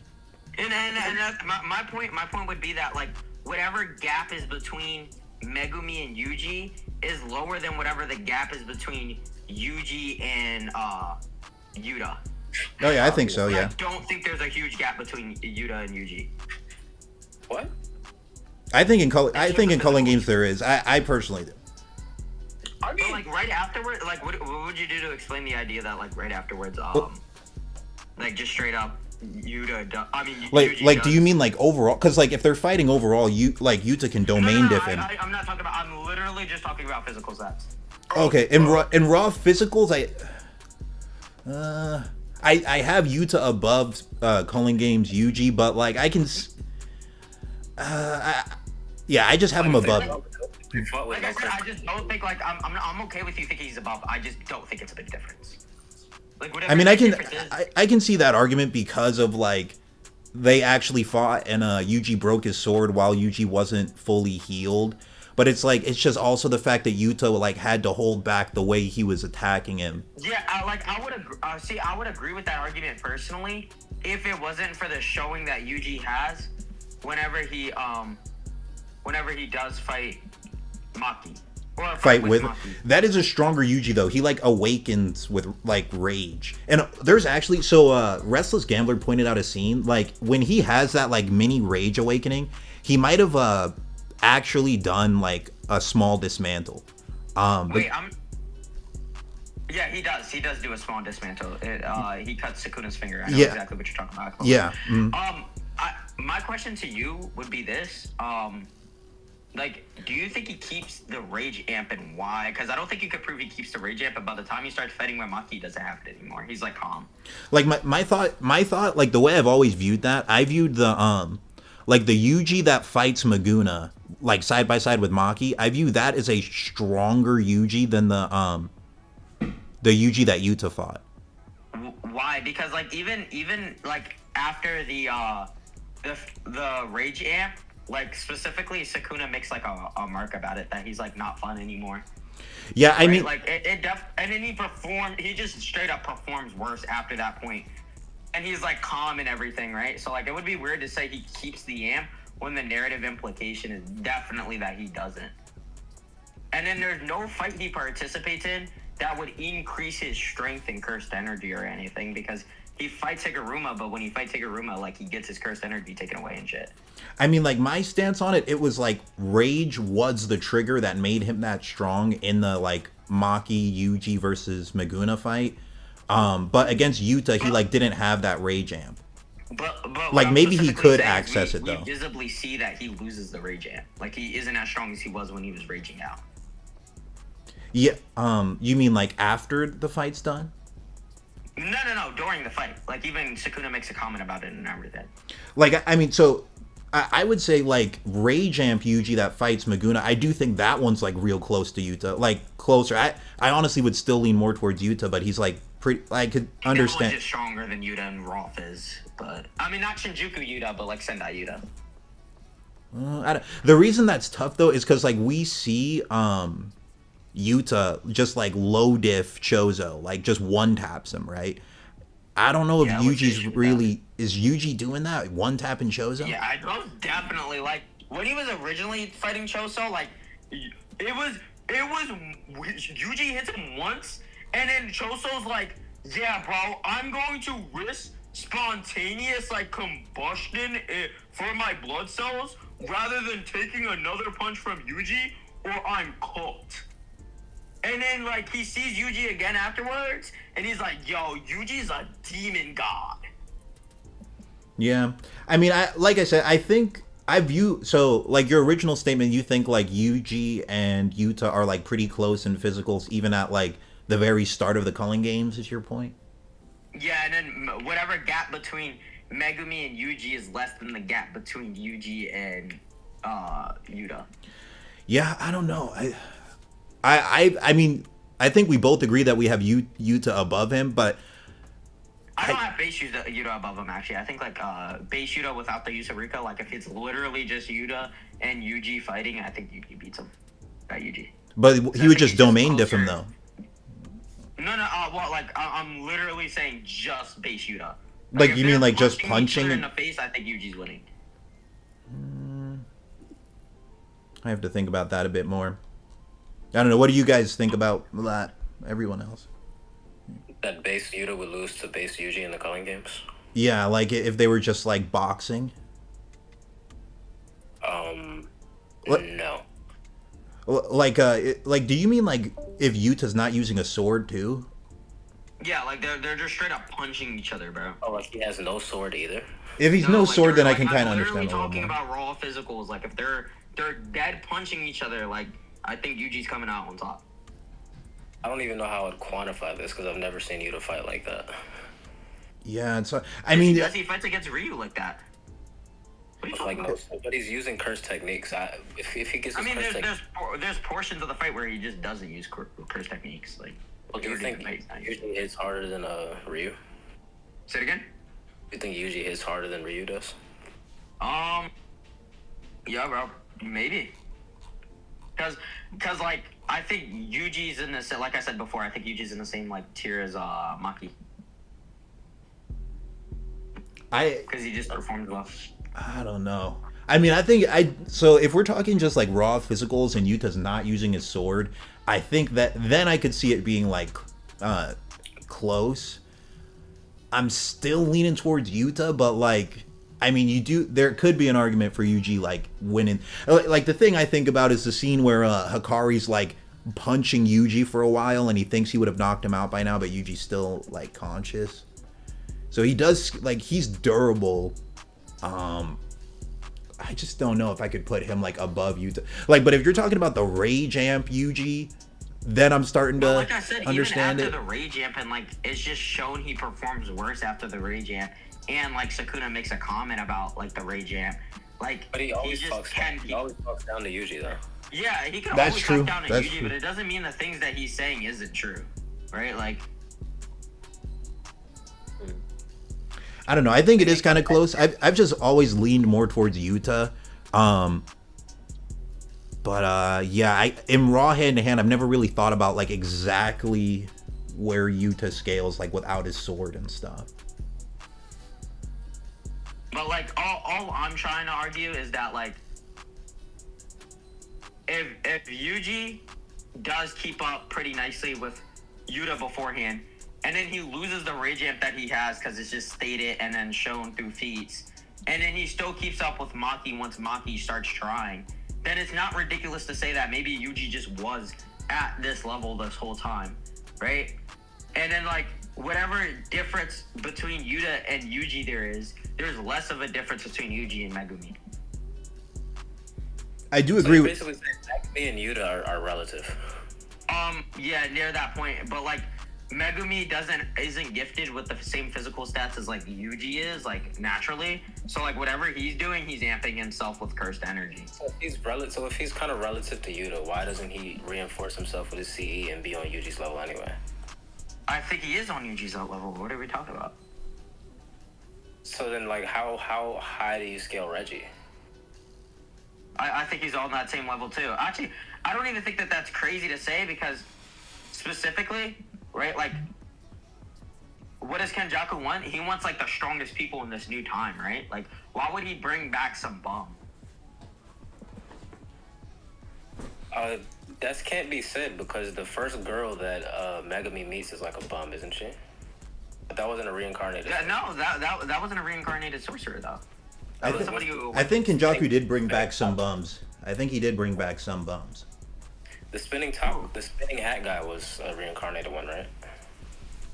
Huh? The guy with I the don't spinning... know if he was reincarnated or not. I don't think they ever make a statement on it.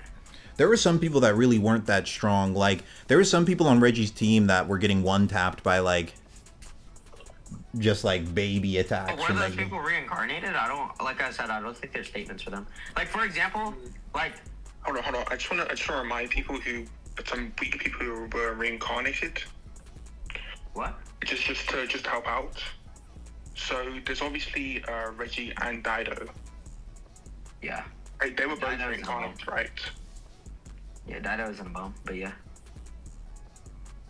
So it's not just like everyone's just like amazing. Wait, but Dido isn't a bum. Like, Dido was low key. Like, you could argue Dido in that fight does things that keeps him comparable to Awakened Maki. I mean, in terms of his performance against Cursia. It's more like just a weapon, really. I think now you just kind of underestimate him. But even after that point, right? Like he's still getting like beat up, and then the other sumo guy who's with them, like just does beat up Maki like 100 times or some crazy shit. No, Maki does say that she holds back, so no. When did she say that? Let me see if I can find that quickly. Hold on. You want me to tell you what chapter the fight's on? Yeah, can you remind me? Yeah, I'm gonna say like, yo, my fault. I'm in the midst of playing a video game. And people just started yelling. What was I gonna say? What were we talking about? I'm sorry. You wanted to know when like they fight Naoya? Check like 191, I think. But 192 is probably when Daido gets the sword and like she starts sumo wrestling. Yeah, hold on. Oh yeah. So one other thing, Dark World just pointed out to me, like Yuta actually does reflect a granite blast without losing fingers at first. It was like the second one at point blank range when he's like punching Ryu's head. That's get the scan. That's the one that burns off his fingers. I'll go get the scan of even when he does dodge it the first, blocks it the first time, he does just lose fingers. Here, I'll just pull it up because like, let me double. It's on 170. It's on 176 that they start fighting. Let me see here. I think the punch reflect was like one. Well, yeah. Let me just go to the very beginning. Yeah, I'm just looking at it right now. But yeah, this will be the last thing I gotta get going. I just want to look at this like granite blast thing real quick. Like actually, in the beginning, Yuta just gets hit like directly by it, and it doesn't really do much to him. That one literally damages him, like it makes his whole thing scruffy, and then like what is it called? It's also a granite blast from like uber far away. Yeah, granite blast might work like how purple works and like get weaker long range. It might be that kind of thing. Yeah. And then literally the next time we see him like touch it, like he gets fried by it, bro. Let me see.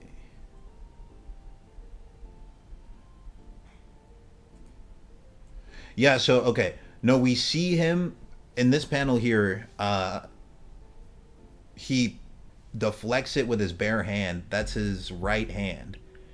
And then you see his right hand is fine again. It's fine. When? Show me. Yeah. Is it in chat? Well, I just have it on the stream right now. Oh, I got the if you factor in Culling Games, Yuta having RCT and Yuji doesn't, I actually don't think it's close, even if they don't use their hands. Even if they just use their hands, I mean. Yeah, that's another good point. The fact that Yuta has RCT. That's less to the actual overarching point of like what I'm trying to say is that in actual physical stats, they're just like equal. Or Yuji might be like low-key going crazy. I mean, you definitely can make an argument that they're somewhat relative. That scene that you just showed, if you go down a page, we literally see he has 3 fingers missing, bro. Like, yeah, the blast he takes at point blank range is what removes his 2 fingers. Yeah, it's the point blank one that like removes fingers. Like you can see his hand gets charred by it, but like before that, he deflects one in the air with his right hand, and then we get a close up of his right hand right before he hits Ryu at point blank, and that hand's fine still. So it's what chapter? This is chapter 177, and it's like. If you look at page 9 and then you look at page 10. Wait, 1, 2, 3. And Ryu is more durable. 5, 6, 7. 8. Oh yeah, and Ryu is really durable. He's like more durable than the Shinjuku versions of. That like. Yeah, the Shinjuku user. Yeah. We never see his hand on that one. Yeah, you can see it on page 10 at the very top. Like right before, like there's a close up of his hand right before he punches Ryu's head. Yeah, we don't know which arm that is though. Oh, it's the right one, because like if you look down on the next panel, it's like hitting him with it. I don't know. Yeah, and you can even tell by where the thumb is pointed, like. Yeah. His hand's there. Mm-hmm. But like, but I think that backs up the idea that Granite Blast is stronger at point blank. So like, a point blank Granite Blast, Yuta can't like reflect it, but distance ones he can. So then I guess it's the question. She does it point blank too, and like, she doesn't like get any damage. Yeah, I'll have to see. Like, yeah, because if she deflects it at point blank, then that's like then that is a better feat than what you the distance between her and him is not crazy at all. I need to look at Rika's. This is in the very next chapter at the end. Not at the end, but like middle to end. Let me see. Yeah, I see her that she does deflect. Yeah, okay, and even Ryu comments on that. So like, I do see she deflects the granite blast at like medium range. Like, it's pretty close.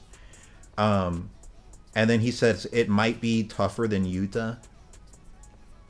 So I do see like the arguments for that. But also you could say a lot of the time when Rika's like fighting, she might just be genuinely nerfed because she's giving like Yuta her energy. I need to like look at the explanation for how she does that because I think Rika might be kind of like Hikari and just have infinite. Let's see. I don't think that's crazy. But alright guys, I'm gonna... Rika's definitely weaker than Volume 0 Rika. Yeah.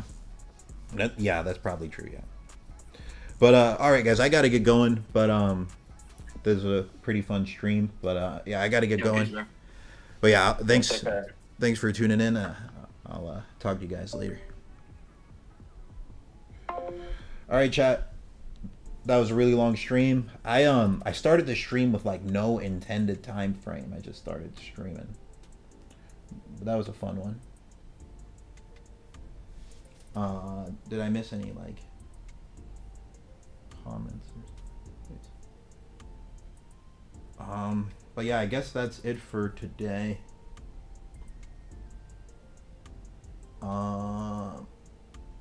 Okay, yeah, I guess that's it for today. Thank you everybody for tuning in. I appreciate it. You said, can you send your Discord? Oh yeah, here.